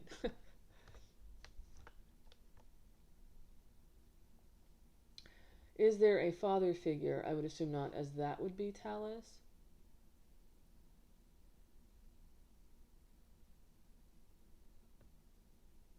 You know, you wouldn't be entirely wrong. I would say more often than not that the Holy Spirit would be Talus. Um, but again, that is way beyond what this ever talks about. Trying to fit that in that way, because it really only focuses on the medicine Buddha and Jesus and you know, Mary as Tara, right? So far. It's just that the Deus is mentioned 2-3 times. I haven't seen it since.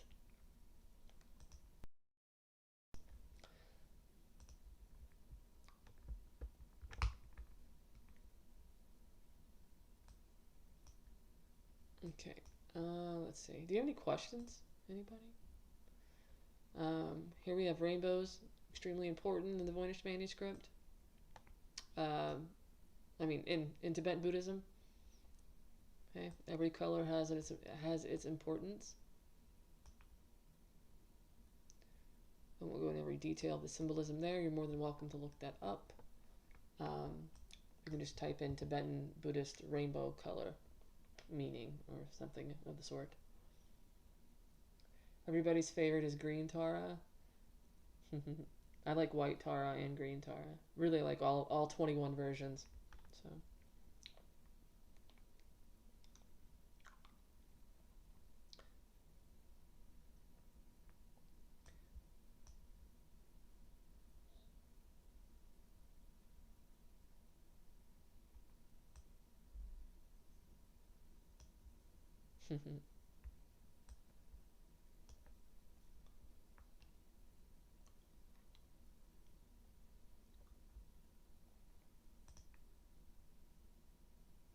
I'm trying to think of everything. Did I miss anything? I didn't even go over any plants. Would y'all like to see some plants? I've been focusing on the nomenclature and the ordinal pagination and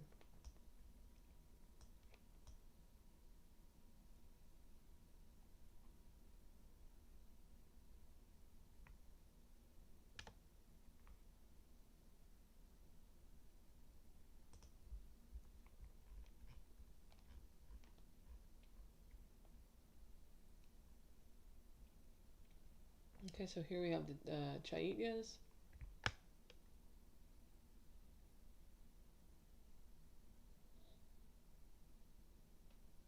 No, the author is Clemens Specker of Solgen in Thurgo. He's originally from Solgen, Thurgo, Canton, Switzerland, but he was a sacristan monk at Koningsfeld Abbey in Windisch, Switzerland. He has extreme strong ties to the Habsburgs because he was living and working in the original castle and abbey of the Habsburgs. Both, actually. I deciphered it by hand. However, I use LLM to help me with grammar, and because the author will put adjectives after the noun, but like the modifiers after the noun, sometimes before it. It can get a little crazy. But yes, I actually decoded the words themselves on my own, but I had to teach the LLM the constraints and the words. It can't do it without me telling it what the words are.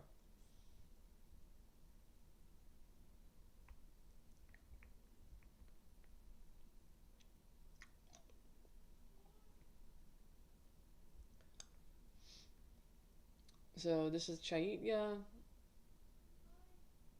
Here's the Bumpa. Oh, and we also have all 8 auspicious symbols of Tibetan Buddhism. Here's the conch shell.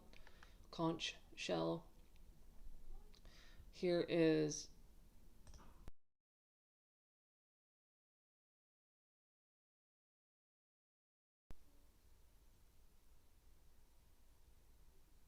oh, we are going over my book. Yes, this is my book, the Voynich Manuscript, the Cipher, and the Compendium. I will be coming out with another book called the Curatorium. This is a book series called the Voynich Manuscript Compendium.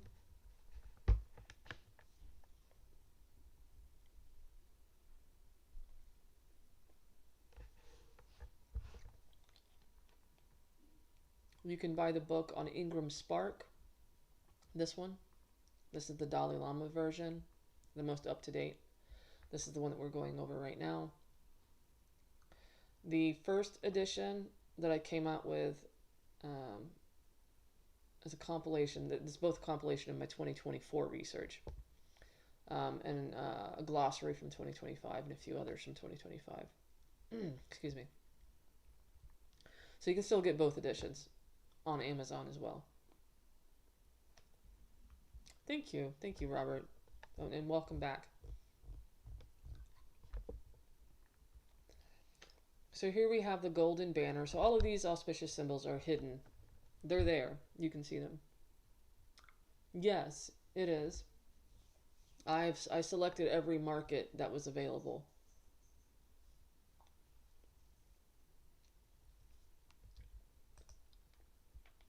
So here we have the golden banner,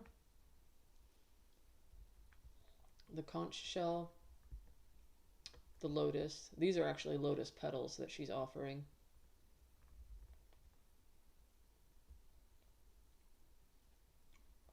Here's the endless knot, from a Christian perspective, of course.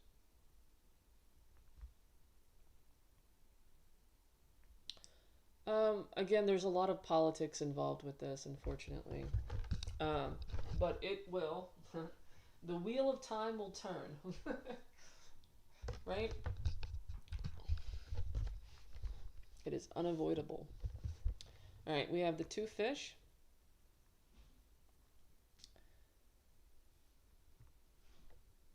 Oh, no, I'm not waiting on peer review, but I will do peer review. If it settles everybody else's feathers, absolutely.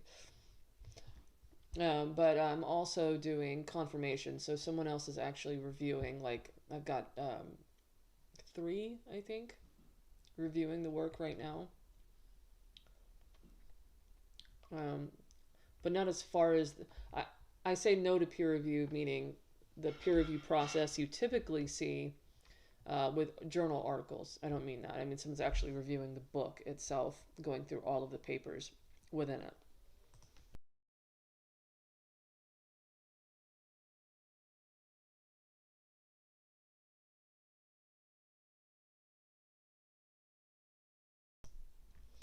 And okay, so here is the Folio Astrologicorum, which is this,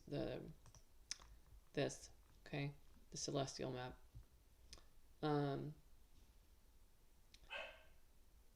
Sorry, that's my puppy. This also represents the Dharma path, the Dharma wheel. So there's that. Treasure vases. Well, you can see these throughout. They're the Bumpa and the Sumoks.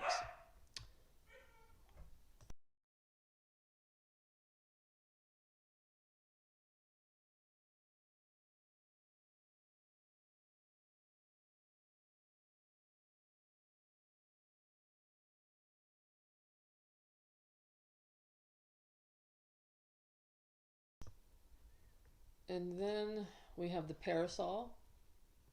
Right, you can see the tip of it right here. Or the umbrella. Same thing, parasol, umbrella.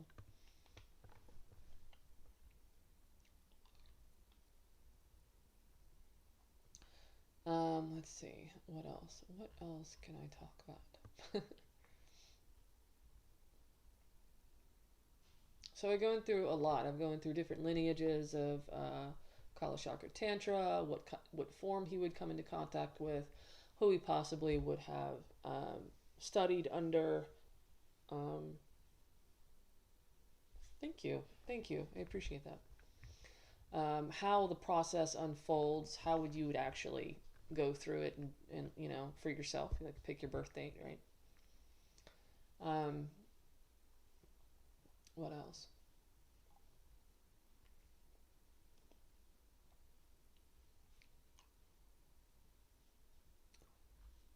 What else? What else? There's just a lot. There's just a lot. I should go on Rogan. Oh my gosh, how would I even, you know, that's all, you know, that's a good idea.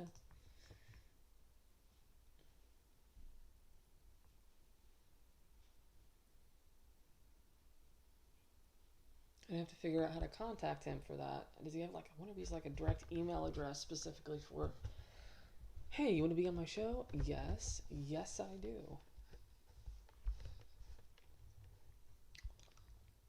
Oh, absolutely. They still exist today.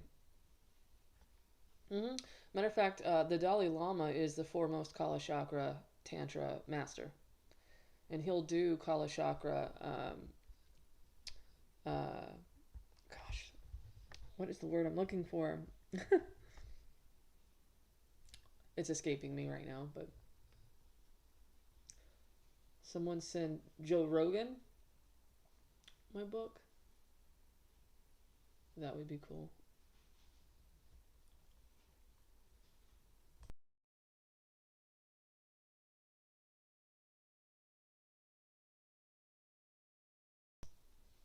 All right, I think my puppy is definitely getting into something, so I will be right back.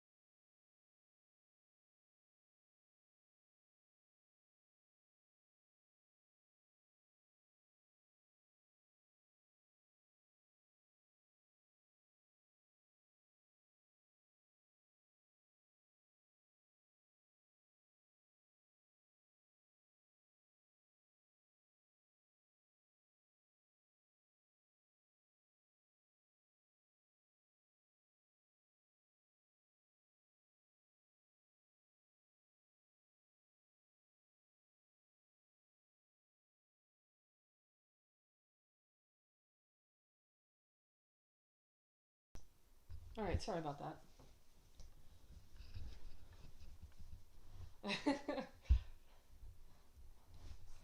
I'm sorry. Yeah, that would have been cool though.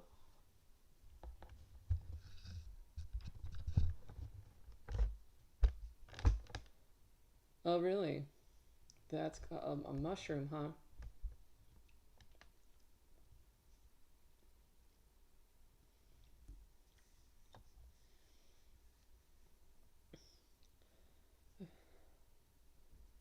What was just a medicine book? Because this isn't just a medicine book. This is a very involved with Kalachakra Tantra.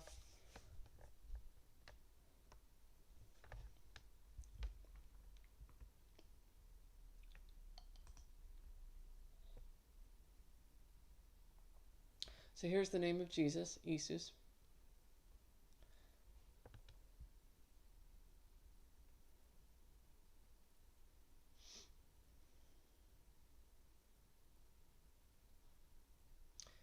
Here we have sanguis, creati phlegma.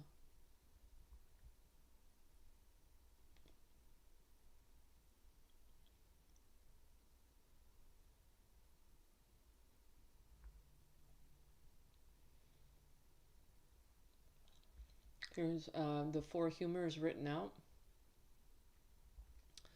Phlegma, cholerasis. This is blood, or sanguis, is the most important of the four humors. So it had a lot more attention to it. This is sanguis, sanguinis, and sanguinem. Here he actually uses what they call a minim, where he overlaps two of the edges of both letters.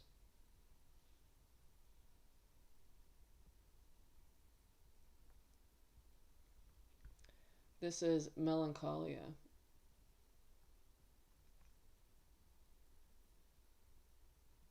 Sore in a melancholia. He does write the M for melancholia oddly, I will say that much. But I think it's to help differentiate. Just like he does with Nonus and then Talus.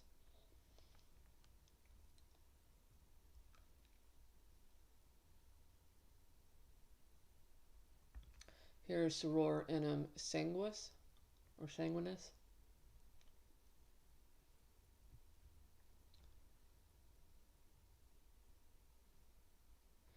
He does use, the context is important because he does use the word ort to mean birth or birth date. But it also means ort as in garden, because in medieval Latin you would drop the H. You don't use H's.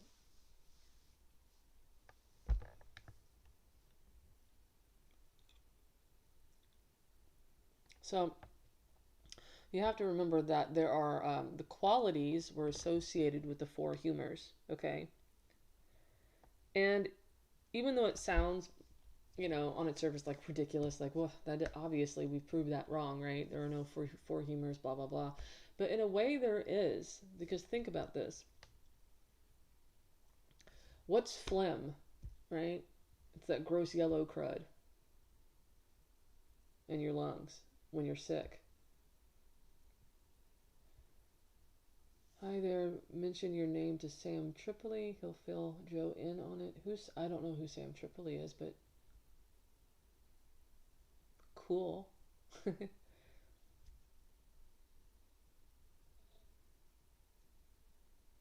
Thank you.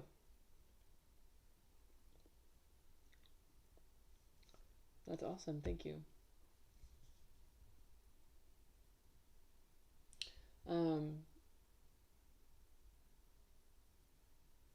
So context is important in that manuscript. Oh, salvia. Oh gosh, yeah, salvia.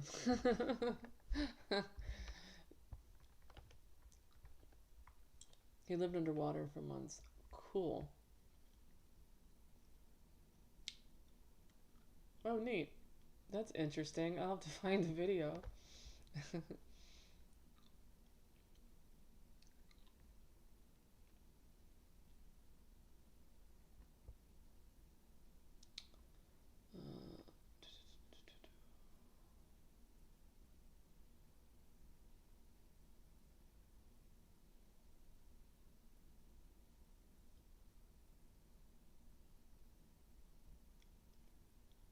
Trying to think what else I can talk about.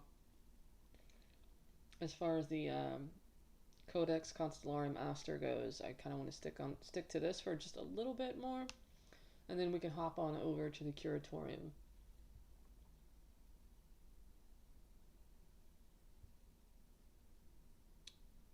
Oh yes, I meant to finish my thought process on the four humors and the qualities. Okay, so he's referencing the qualities, or the qualitates, right? Hot, dry, wet, cold. All of those represents, you know, there's a different pairing, of course, for each humor. But there is a true medical aspect to it. It makes sense because, you know, if you have phlegm, you need to dry it up, right? So they use the opposite quality, a plant that embodies that quality. That's all they're doing is, I mean, really, if you think about it, medieval medicine is just using linguistics to describe something that works. You know, oh, this is drying, therefore we call it the quality dry, right? It does the thing, right? It does the process that they need.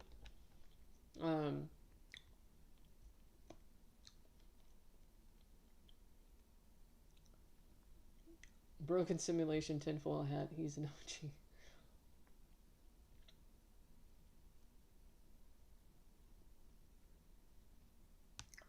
Okay, so let's see. Here we have the Folio Nonus.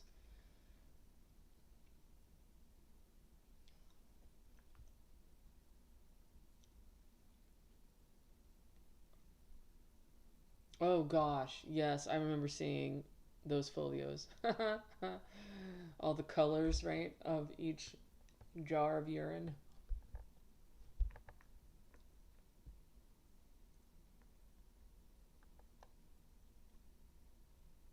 I call these the sunrise and the moonrise tables. They're blue because they're below the horizon. That's what he's representing, that. When the sun's below the horizon, and then when the moon is below the horizon. Of course, when the sun is up, you see less stars in the sky. When the moon is up, you see more stars, right? That's what that is all about.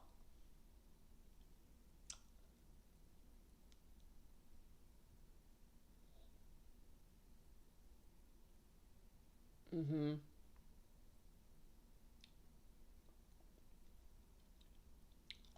Well, Hinduism is the oldest so far. You know, main religion. Major religion, I should say, not main.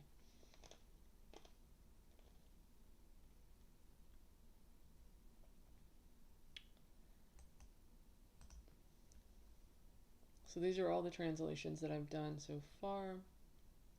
I've got a bunch on the back burner right now I'm going through, but eventually it will all be done. And then what? And then comes the social aspect, where we start taking Eastern medicine and East African medicine and all the medicines and the pharmacopoeias seriously and trying to apply them to save people's lives. And also conservation.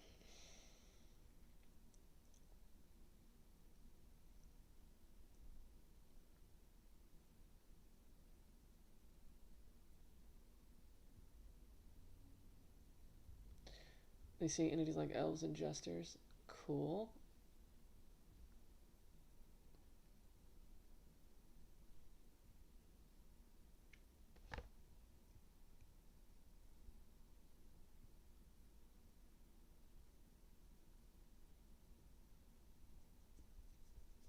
Okay, well, I think I'm pretty much... Oh, here's Soror in Capelli's lexicon. So that's a huge breakthrough I made. I realized that, yes, those are S's, because I couldn't tell if they were D's for the longest time. And I realized that these were S's. So here's the Pleiades. And we have Soror. I originally thought it was Asteris, but this is actually Astrologicos, because Astrologicorum is with a O and then a rum symbol. So I know that he's Swiss German, so I had to keep the root the same. Oh, that's neat.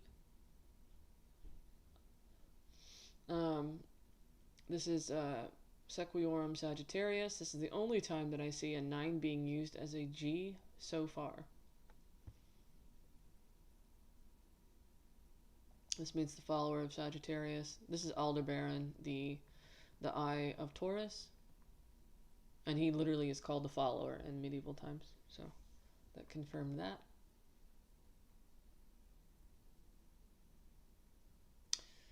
Here I'm going to show you some routes that he took. Here's all of the Silk Road trade routes in that area. So here you can see where he went. This is an old one. I do need to update this.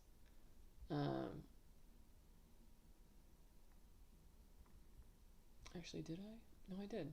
I did update it. Okay. So this is where Clemens Becker's from, right there. And then he would have gone through to Venice, down here into Croatia, and then Greece, and probably stopped over in Cyprus, and then started his journey here, and went into Persia, and then all the way back around up through this way. And these pins are dropped because of where the plants are from.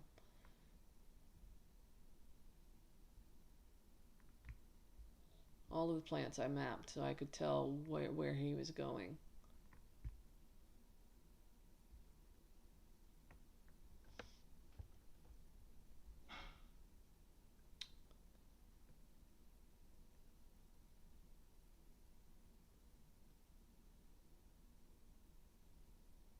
Also, what helped in identifying the plants is you have to remember plants don't all flower at the same time. They don't all seed at the same time.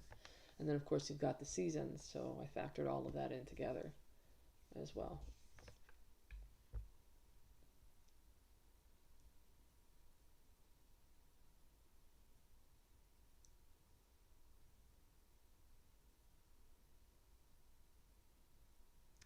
This is to show his taxonomy method. Roots, trunk, leaves, inflorescence or flowers, and then the seed or the fruit.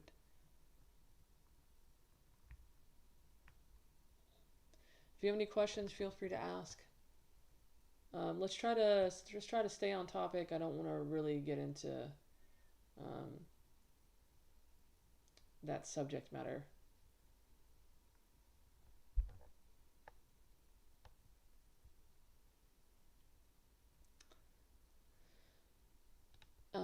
Okay, so there's that. Let's see.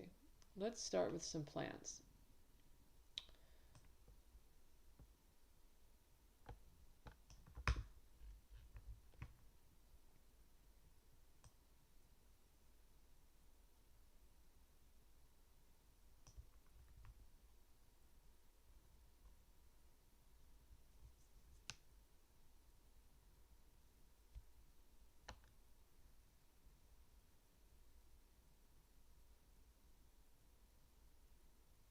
Oh, and this is Clemens Becker's work here.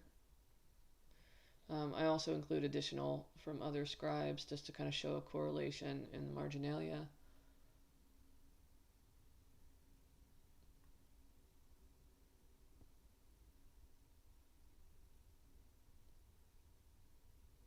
Here you get the similarities of the...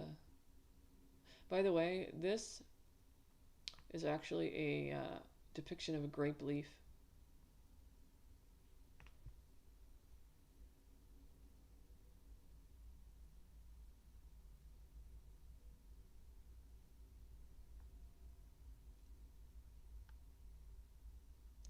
Here, what I was talking about earlier, the heavens.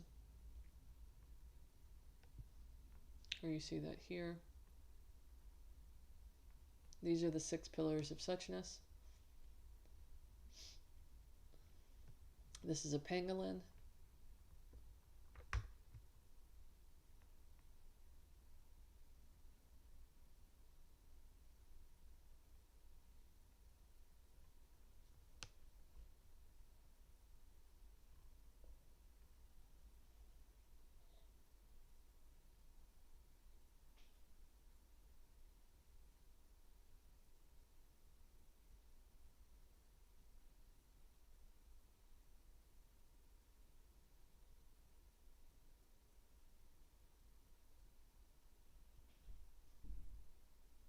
What's the devil looking thing? If I remember, it's in the book.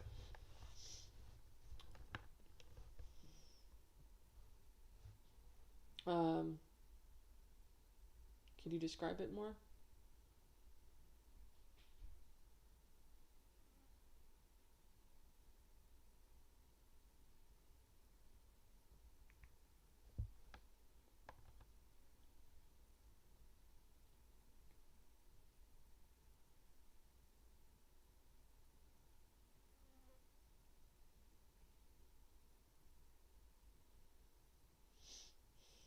Here's some just a scribal hand study I was doing on the numbers.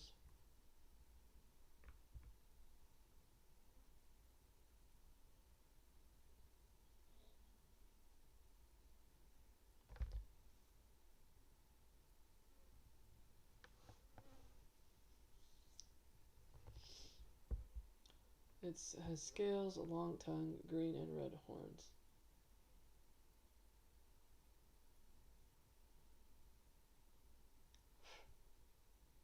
In the Voynich Manuscript?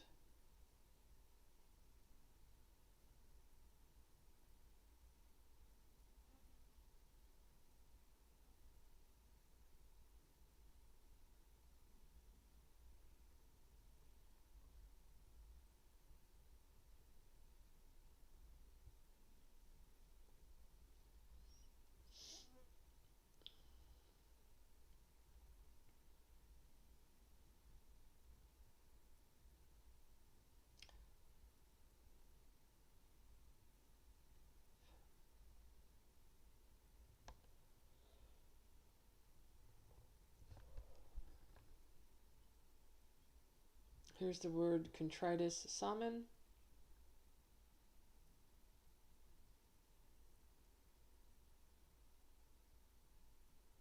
I don't know either. Here's contritus samen. Literally instructions to crush or pulverize the seed. Here we have confirmation that 9TT9 is contritus. It's Latin. This is from Capelli's lexicon, Abrevia Terrarum.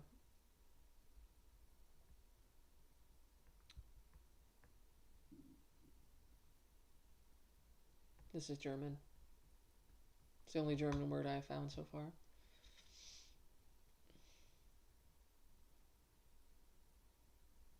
Talk about Folio, quatuor.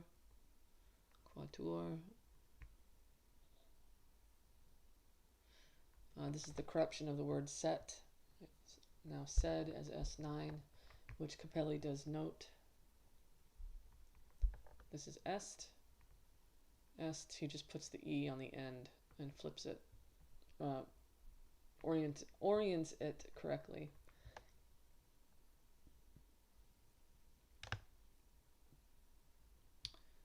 Okay, let's get to the herbals. Here we go. All right, the cool stuff. Not that the rest isn't cool, all of it's cool, but this is the olive tree.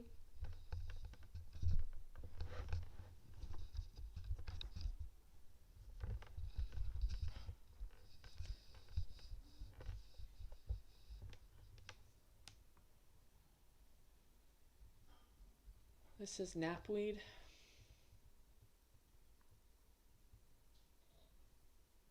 Oops. This is lotus.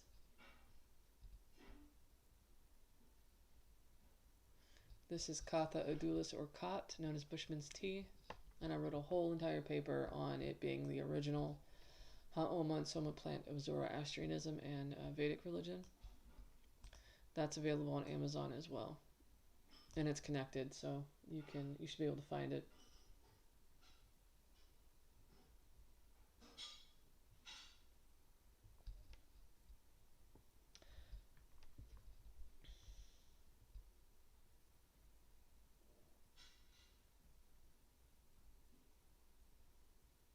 Thank you, TJ. I appreciate that immensely.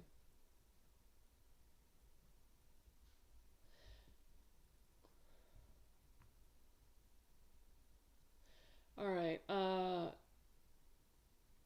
Thomas and Jackie, if you could, I really don't feel comfortable talking about all of that on here in the chat. Please and thank you. Okay, so Folio 3 Verso is the Pleione orchid.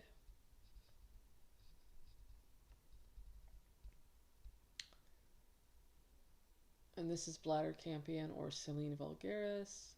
I'll just go over some ones that I think are really neat.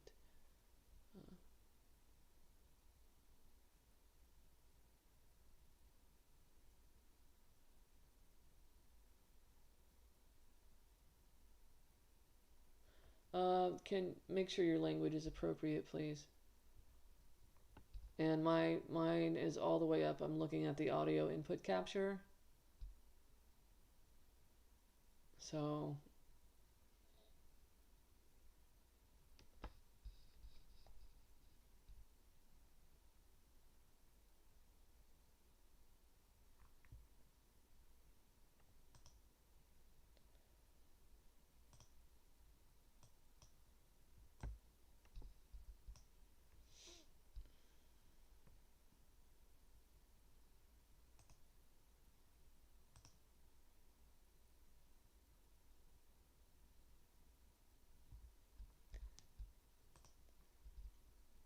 this is black cumin.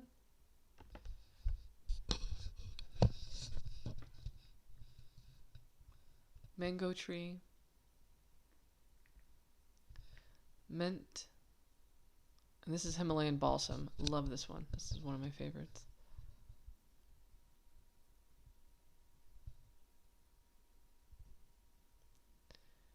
This is Echinops Recto.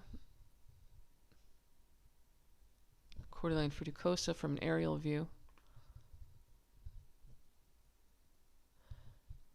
Oh, he's Swiss German. The author of the Voynich Manuscript is Swiss German.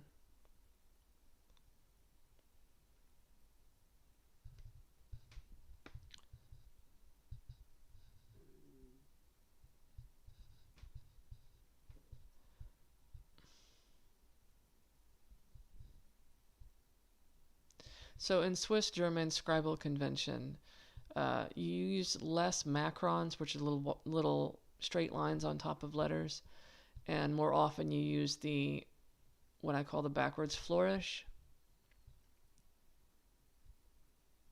to represent missing letters more often than a macron.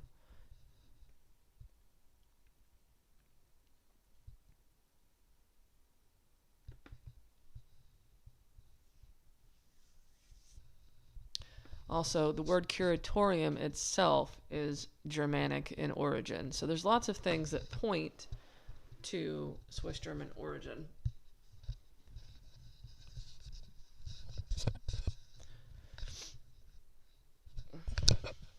Southern Swiss German.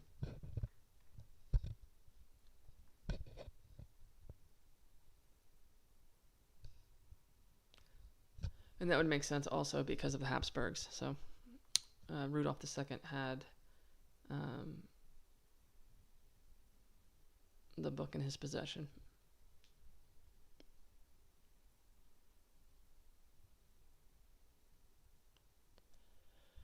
This is another favorite, Kleinia abyssinica. Robert, I know you sat there and watched me go through all of this, so this is probably redundant for you, but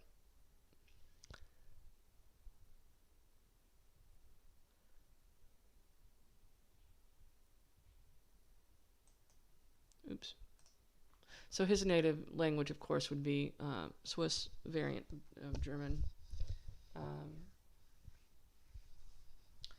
And so I'm pretty sure I'm confident he was using a vocabulario ex quo, which is basically a how-to guide for German-speaking monks to write Latin.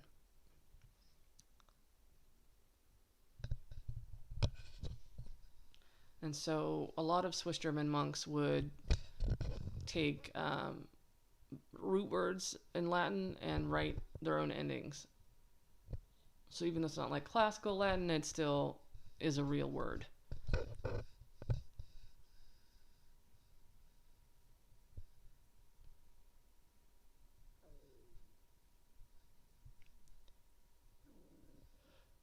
Ooh, excuse me.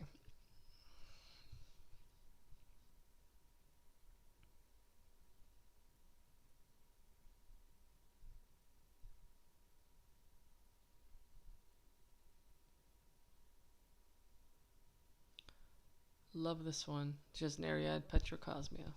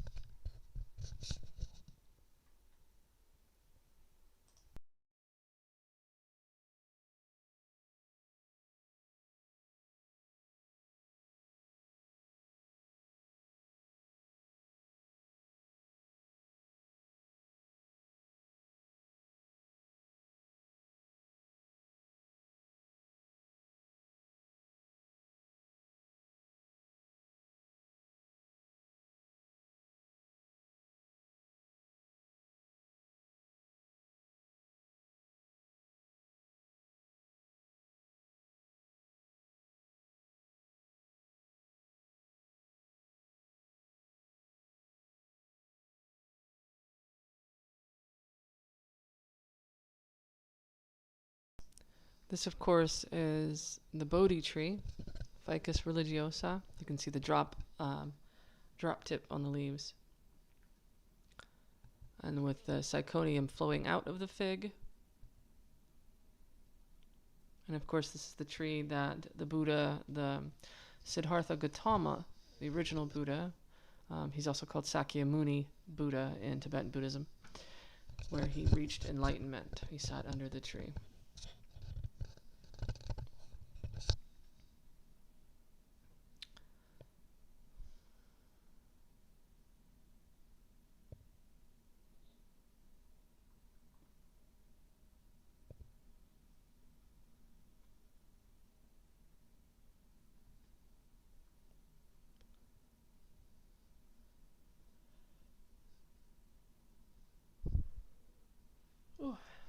Thomas, I think you'd be interested in this one.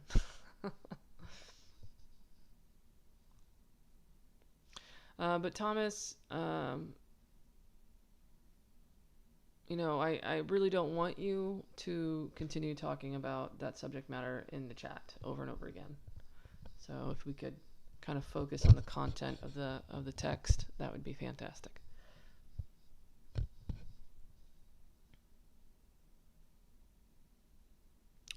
Right, right, Robert. I absolutely do too, because I've got a lot of things in the works, a lot. It will be never ending with everything that I'll be doing, but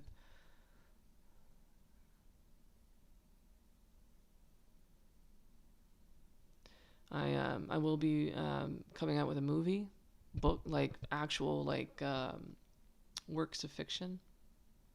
I want people to imagine how it would go, and what he went through, and who he met. All of it. So.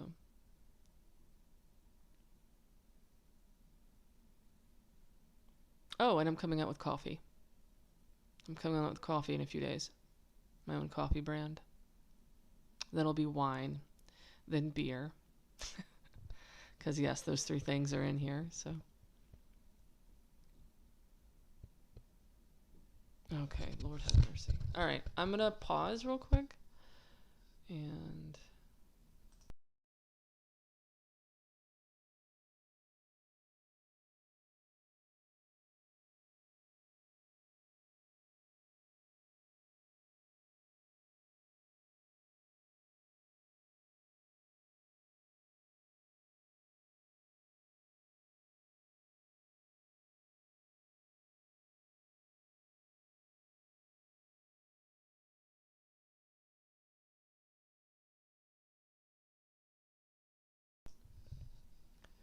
I'm still here, so you'll be able to hear me still.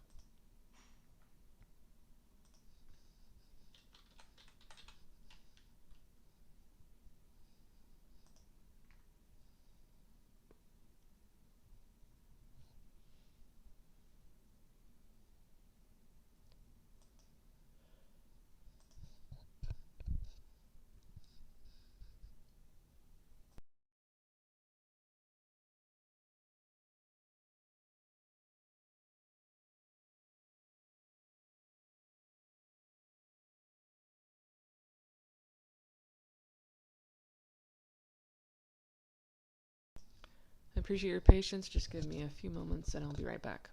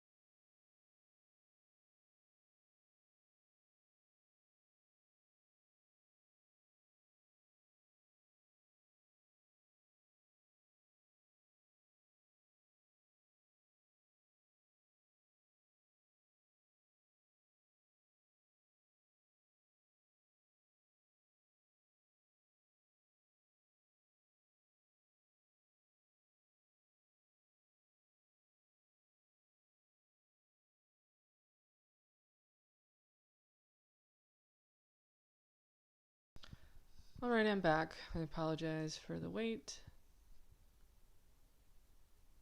Thank you for your patience. I'm going to go ahead and switch back over to the main discussion. All right. Okay, where were we?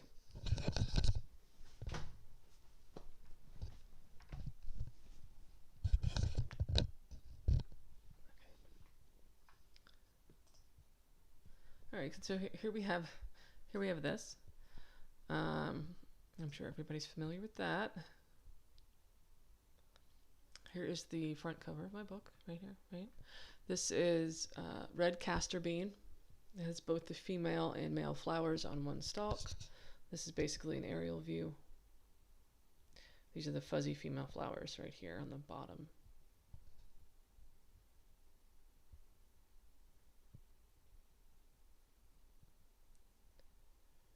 One of the more important plants, okay?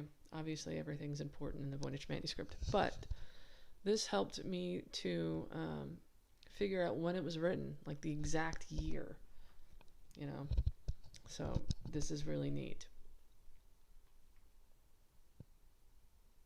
So what I didn't know before this, before my delving into this manuscript, I didn't realize that bamboo trees, they flower like clockwork, right? Each species has its own year that it flowers in. For example, some flower every 120 years. So you'd be lucky to see that bloom in your lifetime, you know, in that particular species. But this species blooms every 48 years.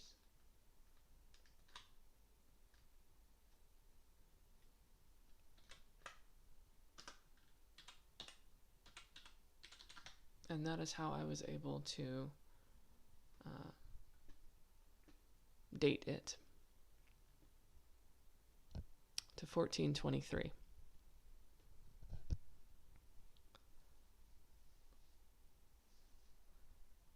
So this is it flowering.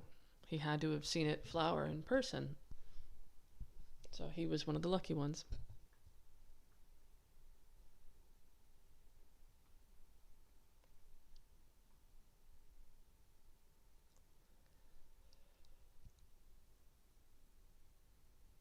This is okra. Y'all, I love okra. From the Horn of Africa. There's a bunch of species from the Horn of Africa.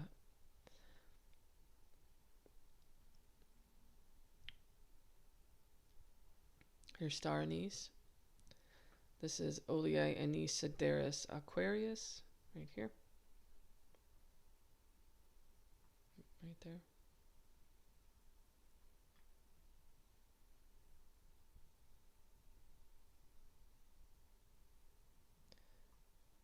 Wongbok cabbage, mountain knapweed. Here we have Java cassia from the island of Java, and that's this right here. And then we have Rotula aquatica right here.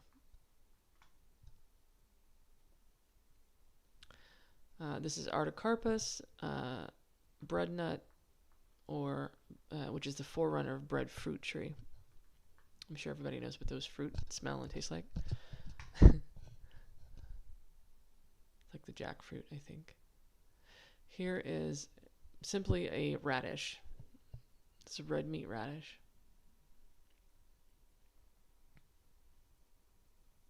Mimosa tree. You guys, as cool as this looks, this is just arugula. That's all it is. Garden rocket. Literally salad.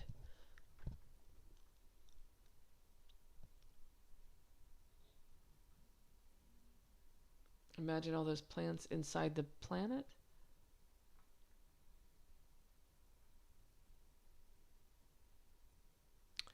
This is hydrangea. I had been thinking about this plant for quite some time, and I was like, I know I've seen this before. I knew I had, and I couldn't remember where. And I was driving around and looking at different businesses and stuff, and apartment complexes, just driving around. And look out the window, and there it is, right in front of me. At people like to plant them in front of businesses all the time. And so there it is. That's hydrangea. It's easy to hate okra, but it's cooler than many. I love gumbo. So yeah.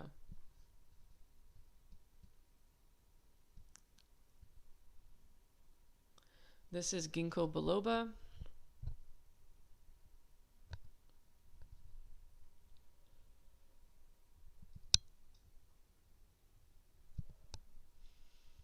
Here we have Patamogeton right here. This is neat. This is an aquatic plant. These are all aquatic plants right here.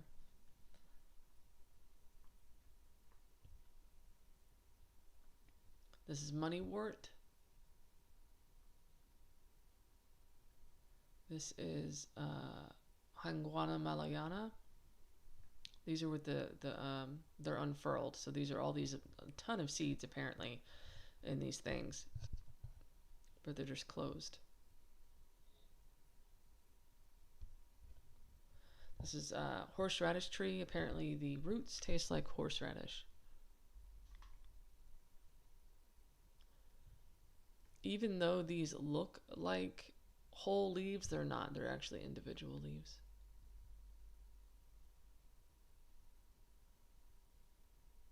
Give me some combo, right? Oh, here we have aconitum, aconite, wolfsbane. It gets a lot of crap from people because it's, slightly toxic, but if you cook it right, it's not. Do not go and try to eat this. Poor man's ginseng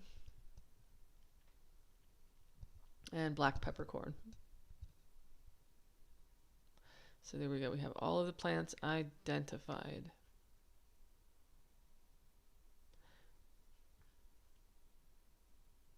So that is it. I've got one little tidbit since all of you are being awesome and hanging out with me. I'm going to give you something new.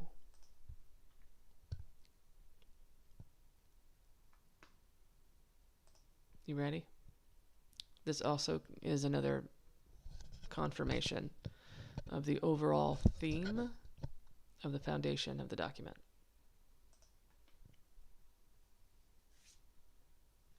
You guys are the first to hear it.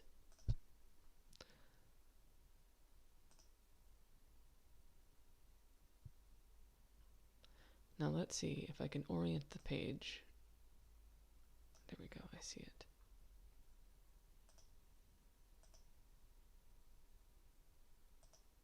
All right, so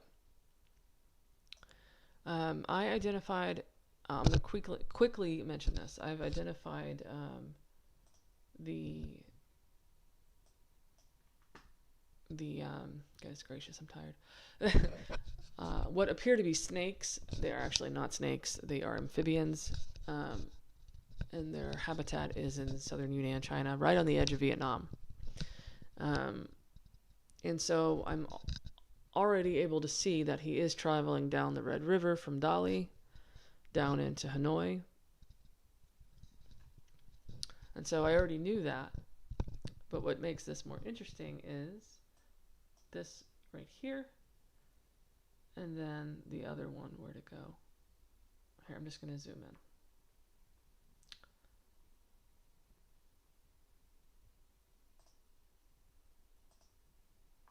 Right here. So there's two that we're going to look at. And we're going to look at them very, very closely because I was looking at these and I said, I've seen this before. Pretty sure I think it might be a pagoda, like a Christianized version. Okay, because here we have a boompa, right? With a little lid and a little handle. And I was like, this must be a Christianized version of a pagoda. This is Ming era castle walls. A lot of Ming era fortresses have cutouts, courtyards, so that's where that comes from. And these are all trees, terraced tea trees. Okay, and here's another one. So here we have two pagodas. This, I think, I painted it blue, but I do not see the top. All right. And of course, there are 3 pagodas in Dali. At the time, there might have only been 2, so that would line up with this. I'll have to double check that though. All right, so tell me what you guys see. What are some of the descriptions that you can provide?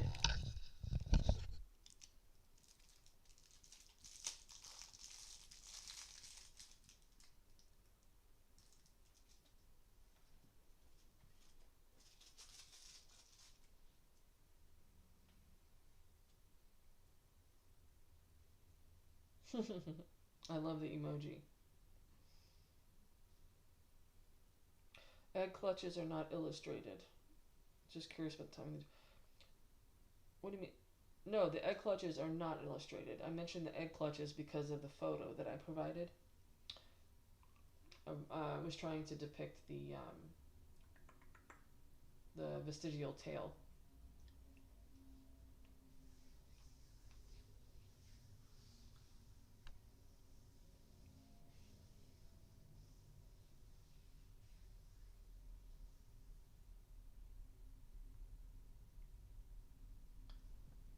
Okay, so here we have, I don't know how much I can, oh, perfect. All right, so some of the features here is you have like a walkway or like some sort of, like it's tiered, it's stacked, right?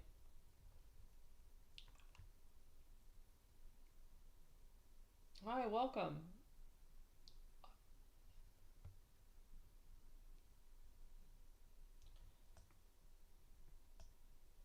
So this is a tower, some sort of tower. But if you look closely right here, a candle in the middle of a staircase. Yeah, at first glance it does kind of look like one. But you can see the windows here. There's one, and there's another one, and there's another one. So these are windows.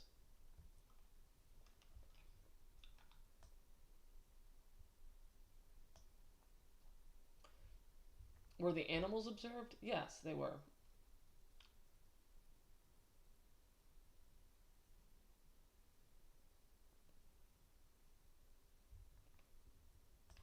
Yes, all of these things were observed firsthand.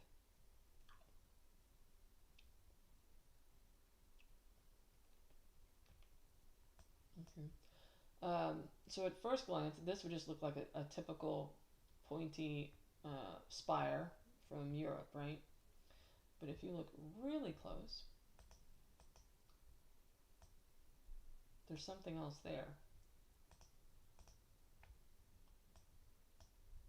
Oh, if it'll let me stay. Here, I might have to pull up another. Stay there. Okay. If I click on it, it'll zoom out. Here you can see the edge of some lines. You can actually see it better when you change the brightness. Okay. And it goes up this way, up here, and it goes into a little thing up here. This is literally the parasol of a pagoda top.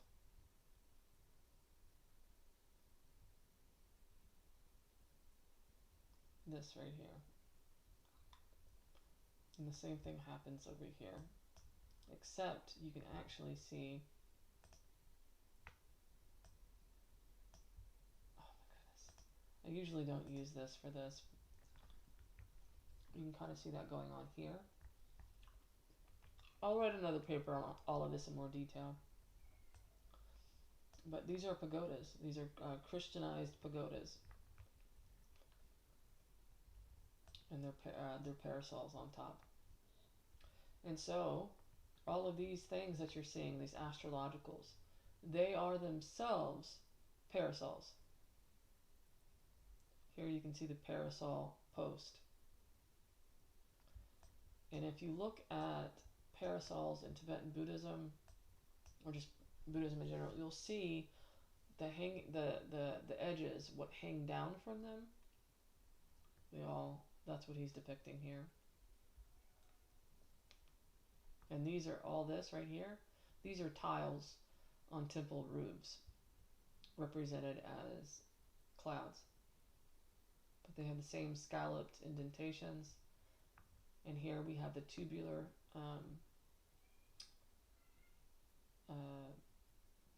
tiles there with their caps.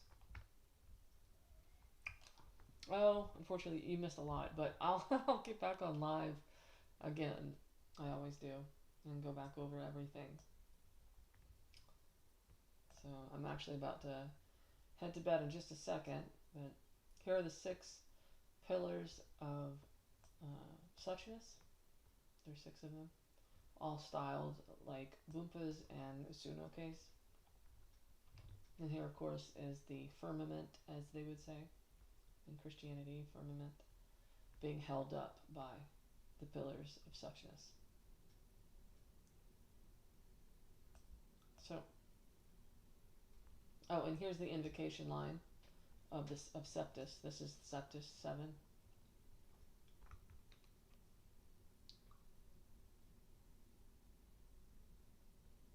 This is the Folio Astrologicorum, or Folio Astrologicos. Both can be used. It's been dubbed the celestial map. I've been calling it the celestial map forever, until I found its name.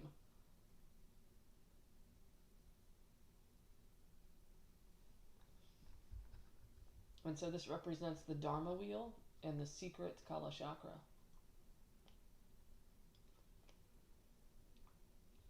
But of course, it's through a Christian European monk's eyes. So it's a syncretic work. Here we have the Garden of Eden down here, as represented as this tent canopy. And it's in Persian style too, of course, because that's where they believed the Garden of Eden was.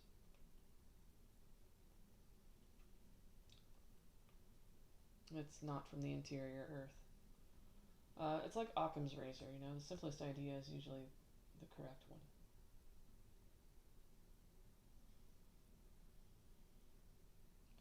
How slow do I need to go? What do you mean?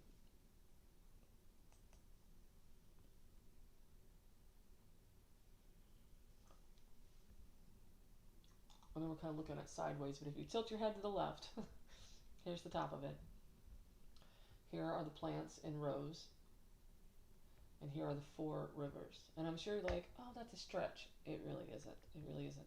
This is literally how they draw it and depict it in old maps, Mappa Mundis, the TO maps you see.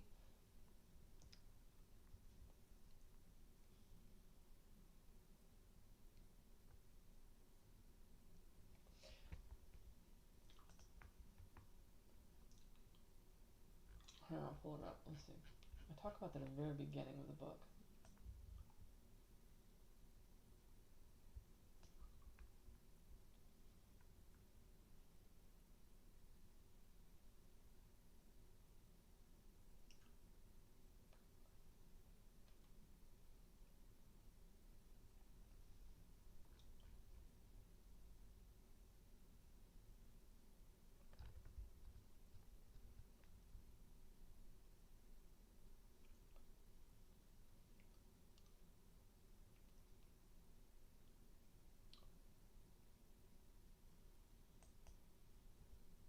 Thank you, Mother Panda, and I love your screen name. Alright, here we go. This is the edge of it, you can see. This is the word orthos for garden. Again, remember, the H's are dropped in medieval Latin. So it's O-R-T, and then the 9 represents U-S. This is Oleae Aquas. And here we go, Mappa Mundi right here. Here we have the depiction of paradise. And it says Paradiso on the edges. It's the red box with the 4 rivers crossed.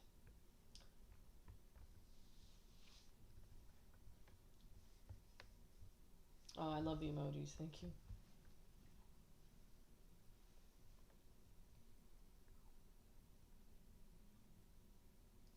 there's a lot, you know, and it's continually surprising. There's so much in this, so many layers. It's like an onion.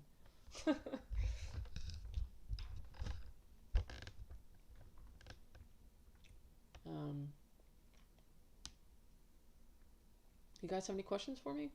Is there anything that you want me to go over, since anybody that showed up late, or later, I should say?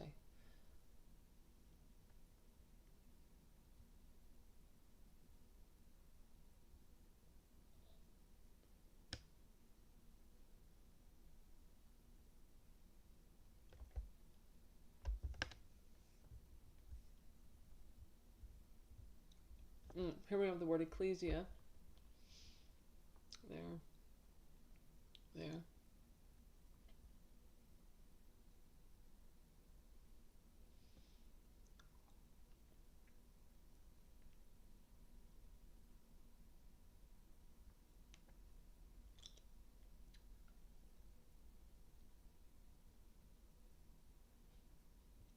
What's my favorite part of the manuscript? Oh gosh. Well,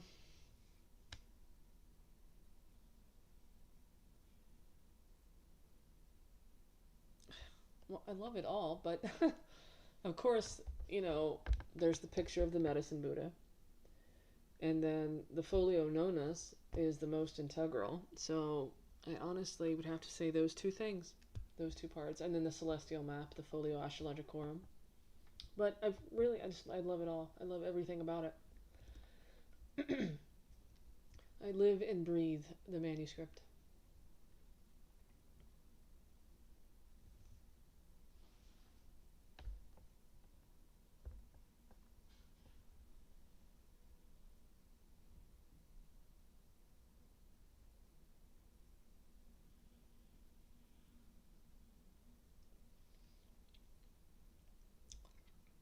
And this is Clemens Specker's only known work. And that's another reason why he's suspect.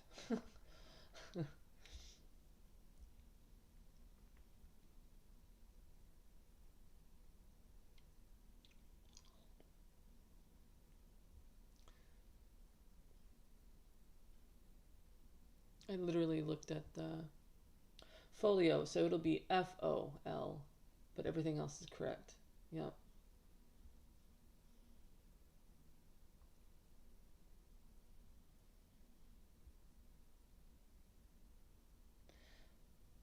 And so some of the, I can go over the master list I did a master list of all the folio names to make things easier for folks. So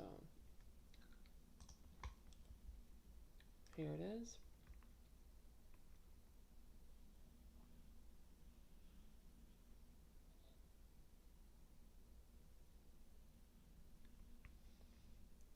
Okay, so we've got Folio Nonus, the page of the knowns, which is also the Kala Chakra wheel on Folio 57 Verso. I didn't put all the page numbers for everything because some of them I'm like, I'm pretty sure it's these, but I can't be certain.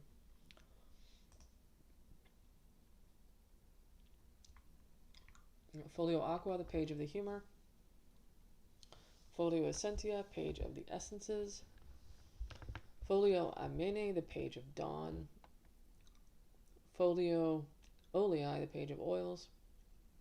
Folio Ordinat or Ordinalis, the page of order, which is the operation, what's permitted. Folio Curae, the page of the cures. Folio Sororum, the page of the sisters, which is like the paired elements. Folio Isis, we went over that one.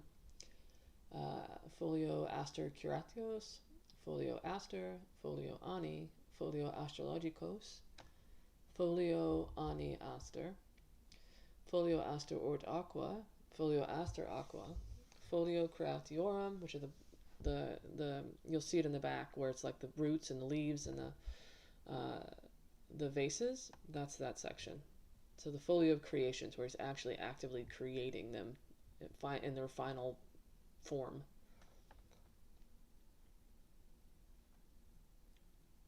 Does the manuscript talk about magic? No, it doesn't. It's a Tibetan Buddhist. It's a syncretic work, so it's through the eyes of a Christian European monk in the Far East.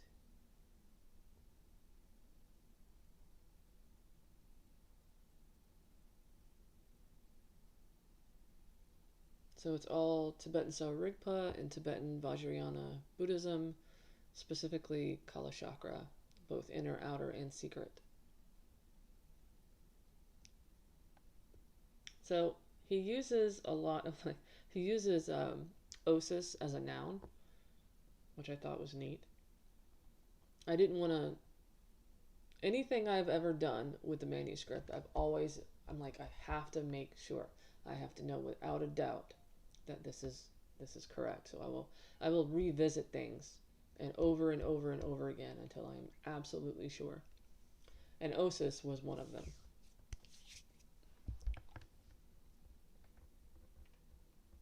Obviously everything, but definitely that, because that's an integral word.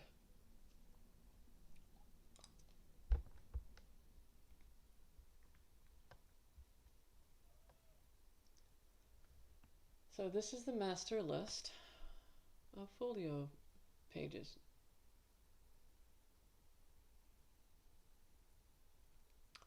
So now we have, let me go ahead and show you, since this is what this live was about, the actual name of the Voynich manuscript. So for those of you who showed up later, I'm going to go over this. So we have the two sections that the author of the Voynich manuscript names right out the bat on the first page, the first sentence. Okay? He calls the two major sections in the book. First, he names the Codex Constellarium Aster, and then he names the Curatorium, even though the Curatorium occurs first and the Codex last. So the Curatorium is the herbal, so it's all of the plants. And then the Codex is, of course, the Codex of the star constellation, so everything involving the stars in the back. And then you have all of these page names. You have the ordinal pagination at the bottom, the regular pagination at the top. But more importantly, the discovery of the real name of the Voynich manuscript. It's crazy, y'all. It means that my theory, my hunch was correct. So it makes it even more wild. Not only did I find the name of the Voynich manuscript, but it proved my theory correct. So I was like, yes, yay. Because I wasn't expecting to find the word that I was questioning and wondering more about in the scope of Tibetan Buddhism in that way until I saw it right after the other term. Yes, Robert. I just went blank. Where was I going? Oh, 66R. Here we go. All right, so I translated all of this page yesterday at like 3 a.m.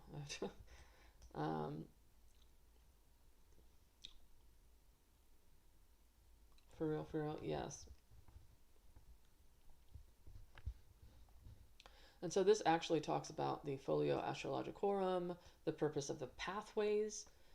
It actually uses ambutus to represent the pathways of the celestial map.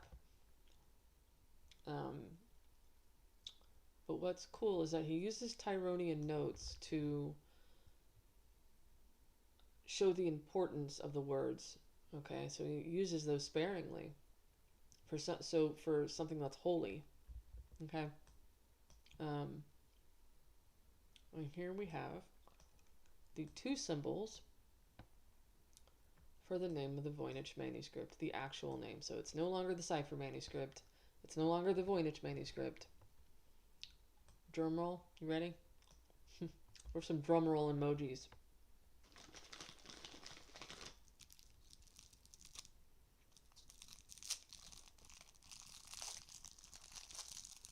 Do they have drum roll emojis?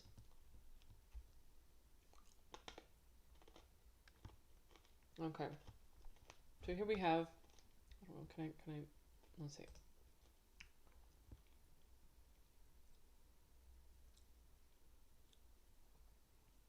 Yeah, so these giant circles, there's 9 of them. 1 in the center, the 8 around. And, you know, have all these weird, like, gates and stuff like that. But there's stars involved. Thank you. Yay, drum emoji. Okay. I'll go back to the map in a minute. So this is the Liber. This represents Liber. And this represents Talus. It is the Liber Talus, the book of suchness. Literally the entire foundation of Buddhism and Kala Chakra Tantra. The book of suchness.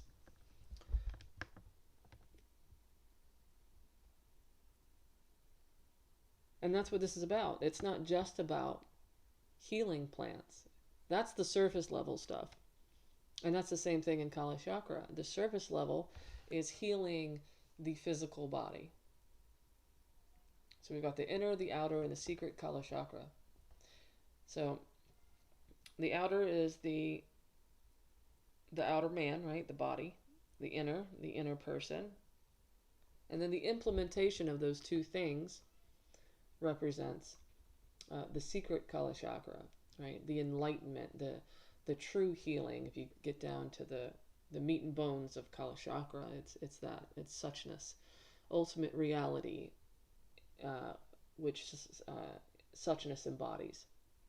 You know, the truth of who you are and every sentient being out there, how we're all connected, how no matter the roles we play, whether in our personal lives, professionally, the role that we play in our own minds, you know, even throughout our individual lives, we do this, but we also do it in each lifetime that we are in.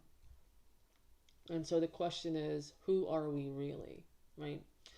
That's what suchness discusses and answers. So the celestial map is really the pathway of the Dharma to reach suchness, which is why there are 6 pillars in the center. It's the hub. It represents the stupa, right? And if you were to imagine, and I'm going to pull up the map now. If you were to imagine hanging the map like a chandelier, you would see what I mean. They are all parasols. They all represent Mount Meru and the Dharma wheel at the same time.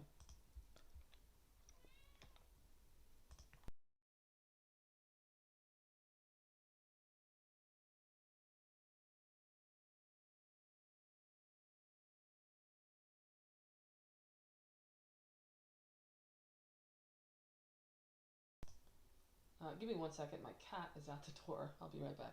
2 seconds.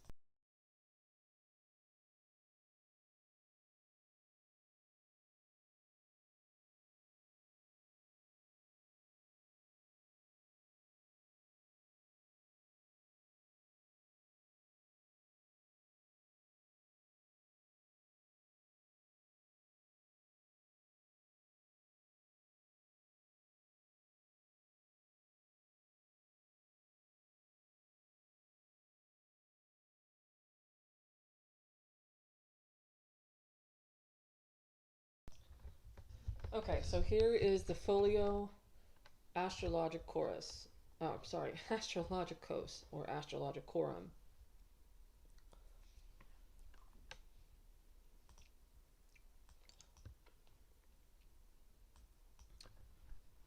And here is the invocation line right here.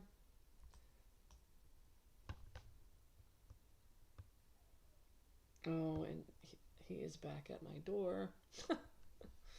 I might as well just let him in. Hold on 1 second.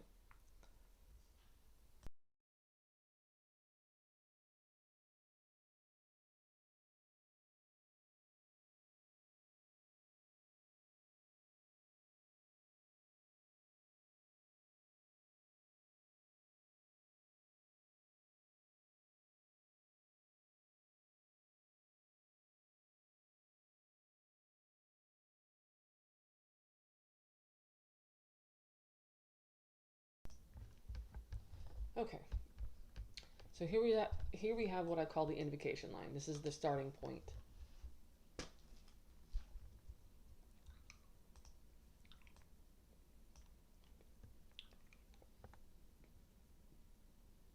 So this is in the form of a star constellation, but these are not, like, there's not just three there, as you would think, right?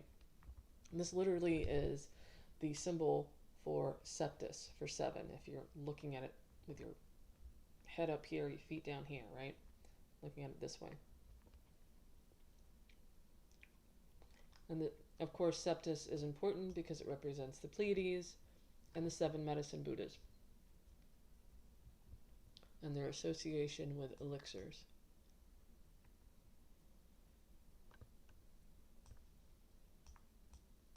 And so this is the starting point, and then you go this direction.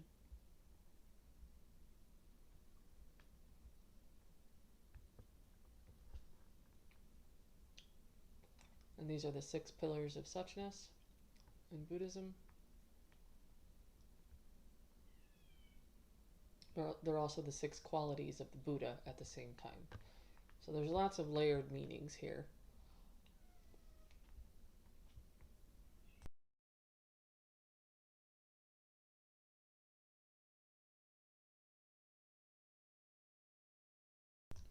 I will be right back. I'm going to go put the cat up.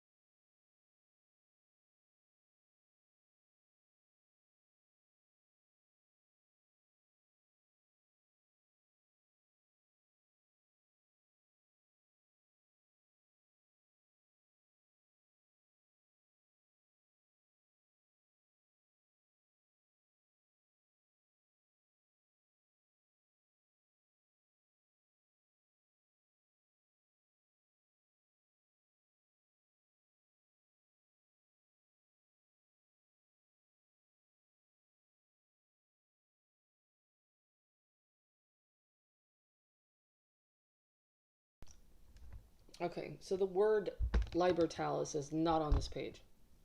It's on another page, Folio 66R. This is the Folio Astrologicorum. Libertalis is the entire manuscript, the name of the entire book.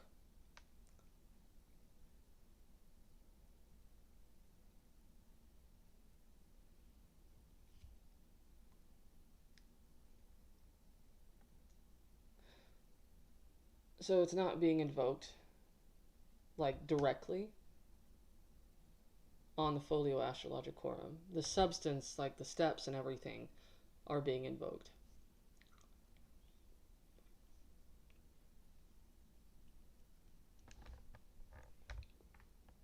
Does that make sense? Am I explaining it good enough? Oops, didn't mean to move that. Wrong one.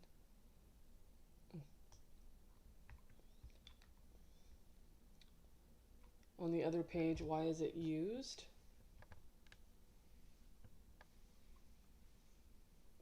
Why is he saying the name? Because he's describing the work in the marginalia, in the margin of the Folio 66 Recto. He's describing what the book is and why it exists, because he just chose to on that page.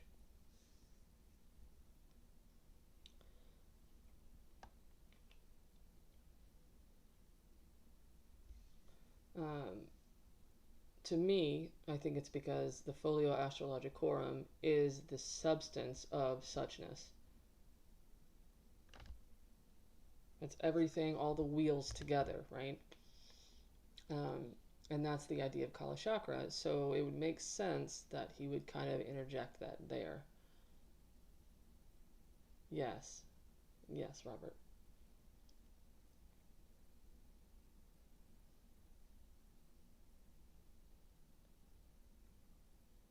Thank you for the clarifying statements to catch everybody up. I appreciate that.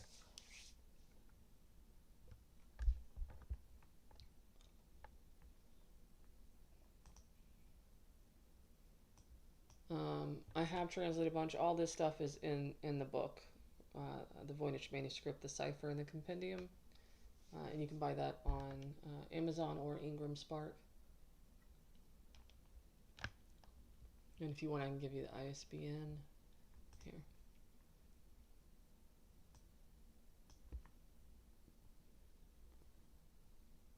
And here's the ISBN.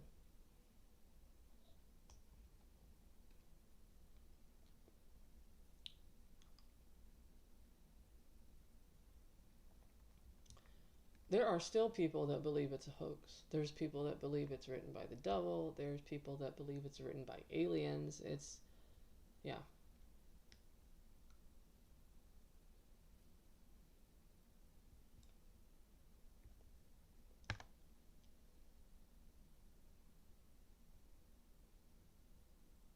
Oh, it gets more cool every day.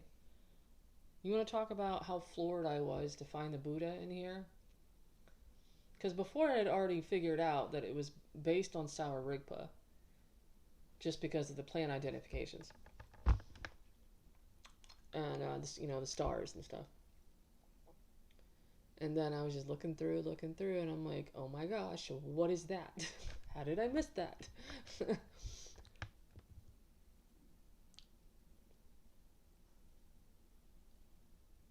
Were you in here when I showed everybody the Buddha?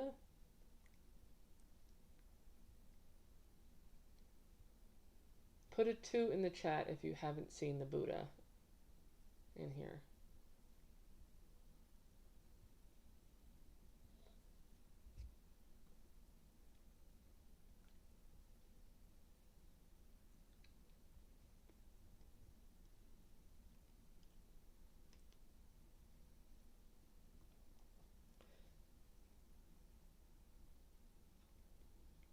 But I will tell you, it doesn't take as long to go through all of the plants if I'm not showing pictures. Okay. Which Buddha? The medicine Buddha of Tibetan Buddhism.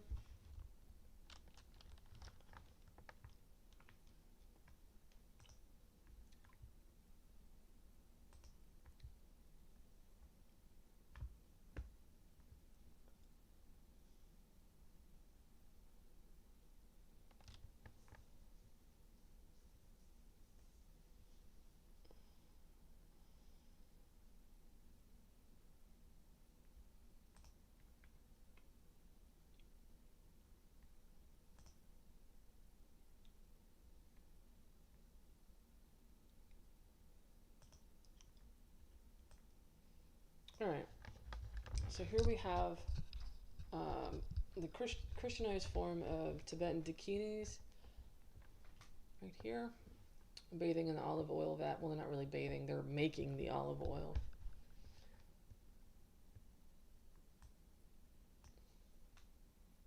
And here we have these little blue windows, and there's 7 of them. Okay, that's important. And if you look closely, there's circles inside these little windows, which why would there be windows if they're blue, if the oil's green, right? So you have these little circles, and as you look along, you can see the little dots. There's a dot there, but it's very, very vague until you get further over here. Here you can see the dot better. But you got all these circles with dots. The further you go, the more detailed it actually gets. In this last little window,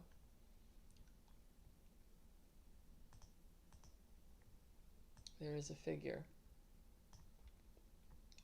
If it will let me stay zoomed in. There we go. So that is the medicine Buddha. The medicine Buddha is called the King of Lapis Lazuli Light in Tibetan Buddhism. He has 7 emanations, which is why there's 7 of these things. And here you can see him sitting under what is actually not a window, but what they call a chaitya. Okay, he's sitting inside of it. It's basically a stone cutout archway. And here's his head. The dot is the one in between his eyes, right? Here's his arm, which you can't see it really like right now. I'll show you in just a minute a better version so you can see everything better. But you can see his elbow right here. Here's the crux of the elbow. He's holding something in his hand. And then over here he has a robed arm. It's touching the ground. Here's his chest. Here's a knee. Here's the other leg coming this way. So this is the medicine Buddha seated in lotus position, and he is doing a very specific mudra, or position of his hands. The right hand is touching the earth. The left hand is holding the terminalia branch.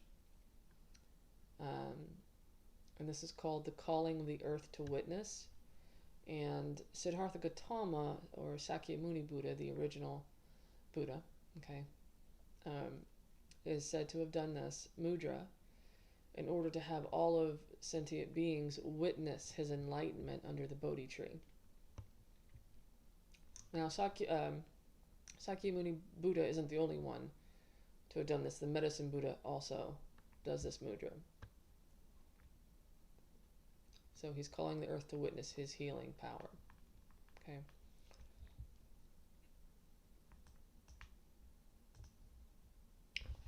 But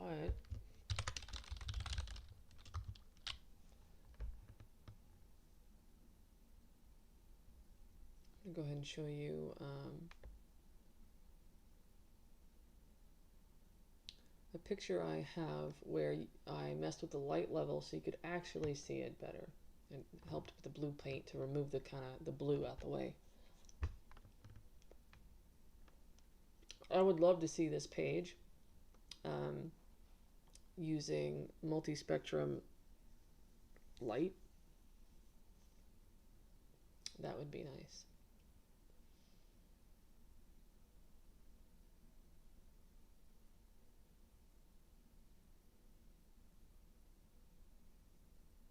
I do apologize. The PDF always takes so long to search for a word. I might as well just scroll. Oh. Alright, so here we have the same thing. And here he is, right there. Here you can see the arm better, and here's his hand, and he's holding the stem of the myrobalan, or the terminalia, which is considered like the cure-all tree in Tibetan Rigpa. Here's his arm, right arm extended, left arm up, and that's his lap right here. And so now you can kind of see it a little bit better now that you look there and you look there, back and forth.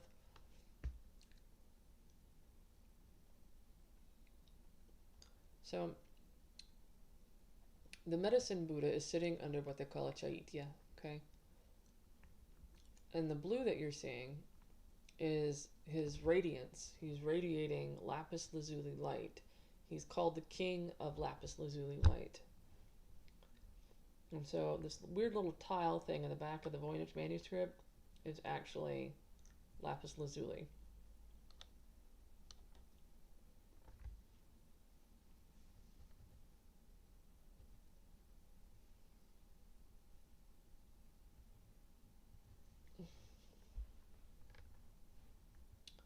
And all of the nude figures that you're seeing, they are called dakinis, and they're special sky spirits involved with the transmission of secret wisdom and healing.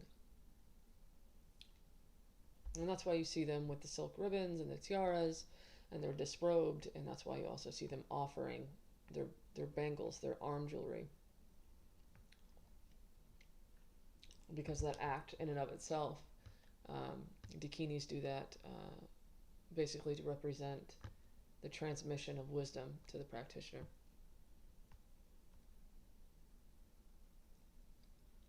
Okay, here you have a chaitya, just like you see, it's recessed.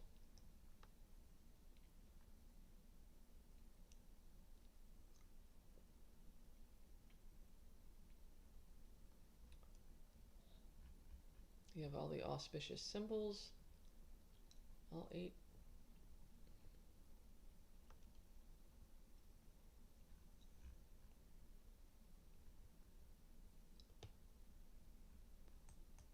Oops. Yeah, so there's a lot, and I'm continuing to translate. Again, here's the master list of the folio names. We've got the original name, the actual name of the Voynich Manuscript as the Liber Talis, right here. And what else?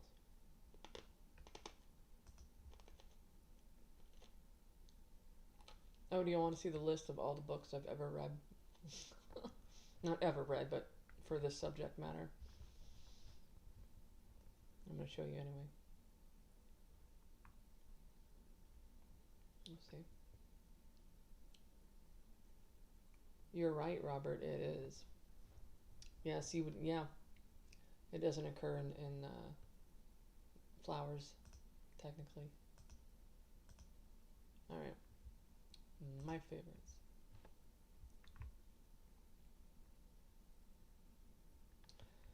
So, I have 114 books that I've gone through.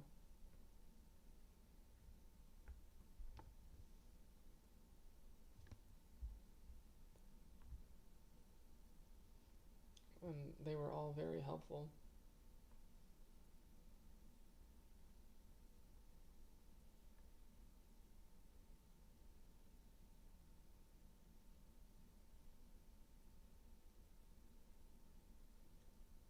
No, I don't even know who they are, but no.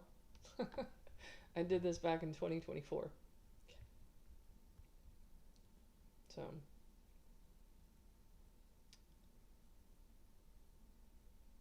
and yes, I've experienced resistance to the to this for quite some time. So there's a lot of academic gatekeeping, unfortunately, but that won't last.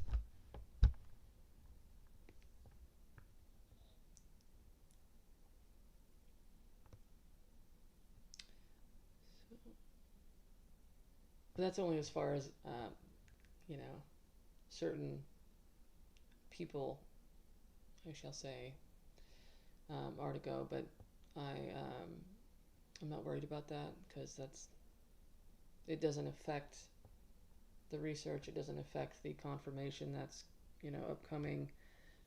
It doesn't affect anything else I'm doing. So the text is not Croatian, it's Latin. So the cipher key is in the back. It's the very last passage, and it tells you which languages to look for. Latin and German. There's one German word so far, and the rest of it is Latin so far. But it's through the eyes of a Swiss German monk, so he was using a vocabulario ex quo, which was common back then. So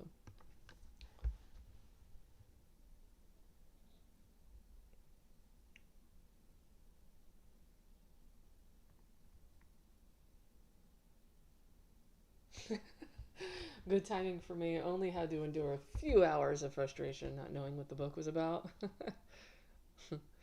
I'm not going to click on any links. I'm not interested in external interpretations. So I keep it that way for a reason. I'm just not interested. All right. So here we have Hildegard of Bingen. Love her to death. She's awesome. She has her own interesting cipher script she's got going on. Let's see. Sacrobusco's work is also extremely important. There's some other works in here that are not really known who might have written it. There's a lot of pseudo authors, so.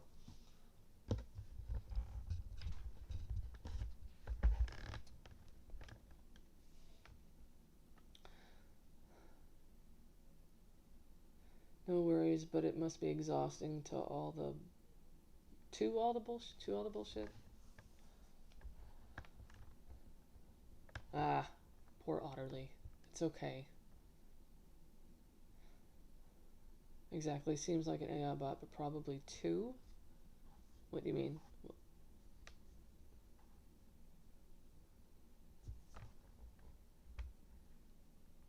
Who's a bot? All right, this is really cool. I love this thing. It's called the Calendarium Naturale Magicum Perpetuum.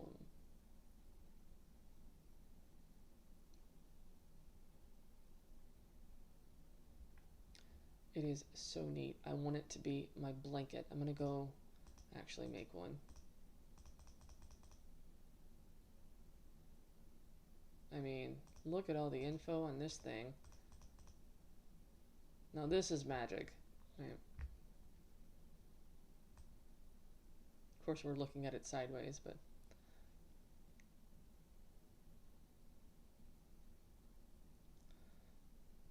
this is neat.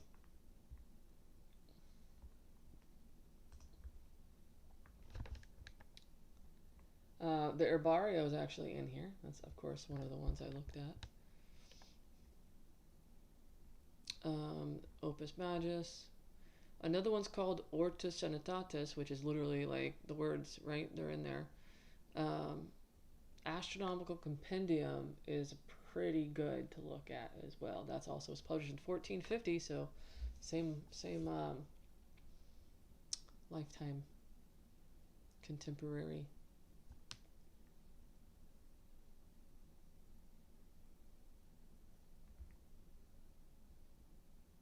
Let's see. So these are literally all the books I've looked at over time. There's two different copies of the Voynich on archive, so. Oh, here's the herbario. Right here.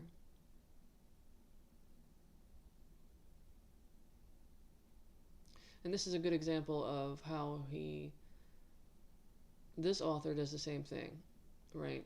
So he takes leaves that, if there are many leaves and he can easily just make one giant leaf for all of them, he does that too. It's the same way.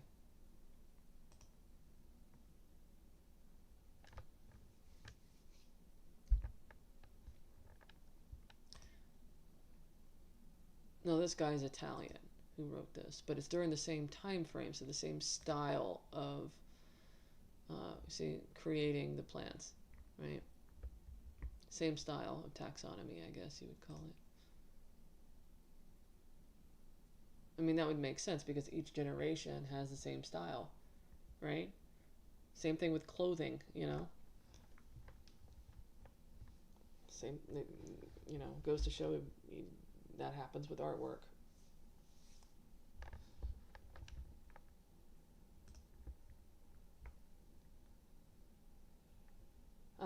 So I did a lot of comparative analysis of paleographic methods. So I had to go through and compare and contrast different types of hands from different countries.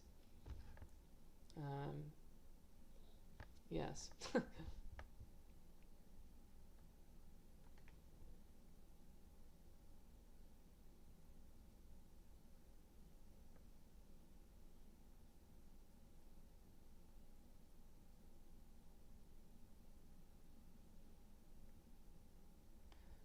I used this one heavily, this one, actually some of this helped, and Martin's Record Interpreter, which is right here. This one, and then Capelli's Lexicon, chef's kiss, let me tell you.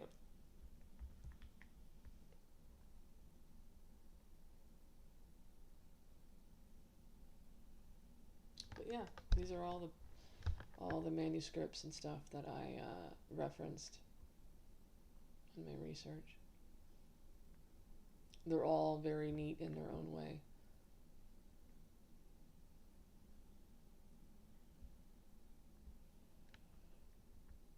Alright, you guys, I'm exhausted. It's 1 o'clock in the morning and I need some sleep. I really appreciate you guys hanging out. Obviously, this will not be my last live, and now I am definitely motivated after these last two realizations, you know, to keep going and not take a break for too long. Yeah, Hildegard von Bingen. Yes. So uh, the peony, the Chinese peony, is in the Voynich Manuscript, and Hildegard uh, was so famous across Europe, um, but especially for her peony root powder, which uh, is used to treat epilepsy. And you're very welcome. Thank you. Used to treat epilepsy, and it works so well that royal families whose children had epilepsy would request it from her from all the way across Europe. So neat, huh? Isn't that cool? Love it.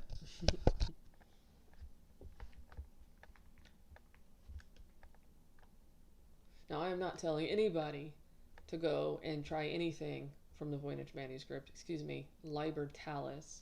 Let's call it what it actually is. Okay. Disclaimer: I am not telling anyone to do anything involving plants from the manuscript itself. That is all on you guys. What you want to do, I am not involved with that.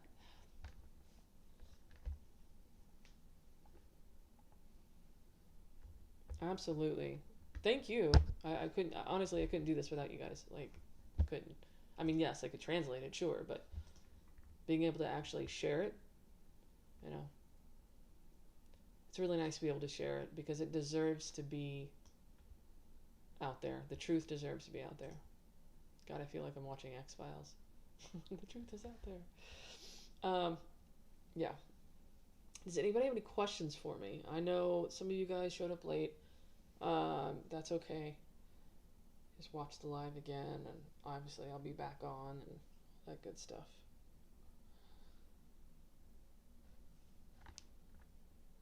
Oh, excuse me. It's all there to put it together when it challenges people. I'm sorry, I'm not understanding your question. To put it together when it challenges people?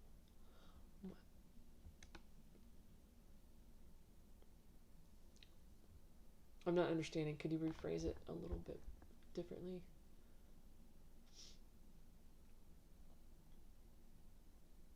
You're very welcome. It is interesting in so many different ways.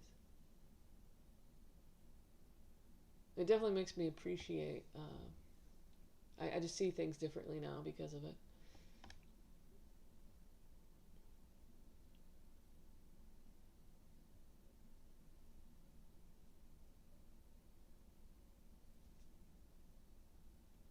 Definitely life-changing for me. Not just because I cracked the code, per se, just because the content, the meaning behind it. I didn't even start, I actually started practicing Tibetan Buddhism because of this. So.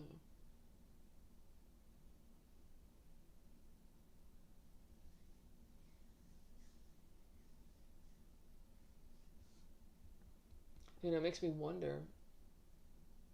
Imagine him going through all of the refuge and the Bodhisattva vows and...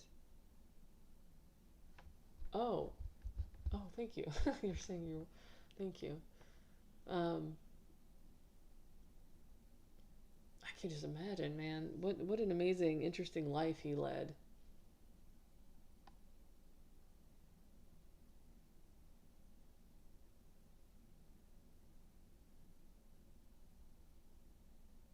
He was gone a long time. Imperfection and impermanence, right? Yeah.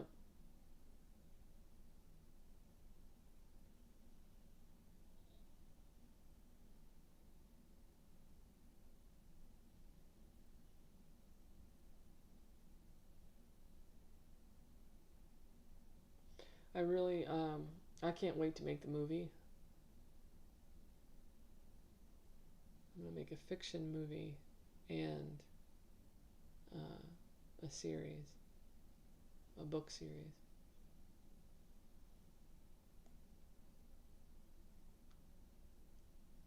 Maybe even a graphic novel. I'm definitely actually also working on a video game right now. So, and yes, all of this is obviously my intellectual property. So,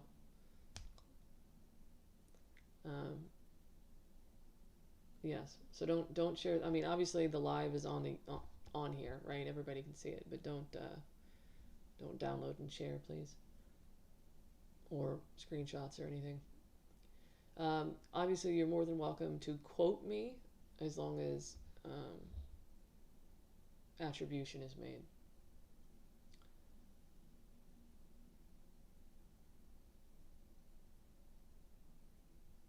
But it's also non-commercial, non-derivative, so just throwing that out there.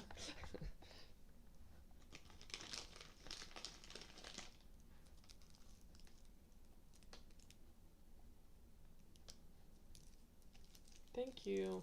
Thank you. Yes, thank you. Alright, you guys, I'm exhausted. I am going to go sleep, and I may or may not hop on again tomorrow. I'll probably just go ahead and translate another page tomorrow. Oh no, sharing the link is fine. I mean, like the content of like if you were to screenshot my paper or whatever, you know what I mean. Sharing the link to the live itself is completely fine. I would expect that. And thank you. I appreciate you sharing that. But yeah, if you want to read the rest of the book, it is on Amazon. It's called the Voynich Manuscript, the Cipher, and the Compendium. There's 2 different editions. There's the first edition, and then there's the second edition, which is the picture that you see here, right there. That's the Dalai Lama edition. And yes, the Dalai Lama was presented with my first edition back in October of 2024. I wasn't personally able to be there, but it was presented to him. I haven't received a confirmation, like an official letterhead with a response, but we shall see. I won't be surprised if it happens years from now. So, because it's going to happen at some point. All right. Good night, y'all. Thank you so much. I'll see y'all later, hopefully. The pic is little. I love it, though. Really? It's showing up giant for me here. Huh. Does that help?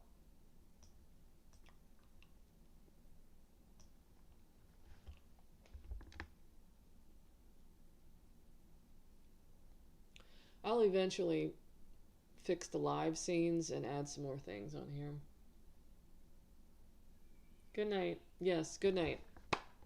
Tashi Delek.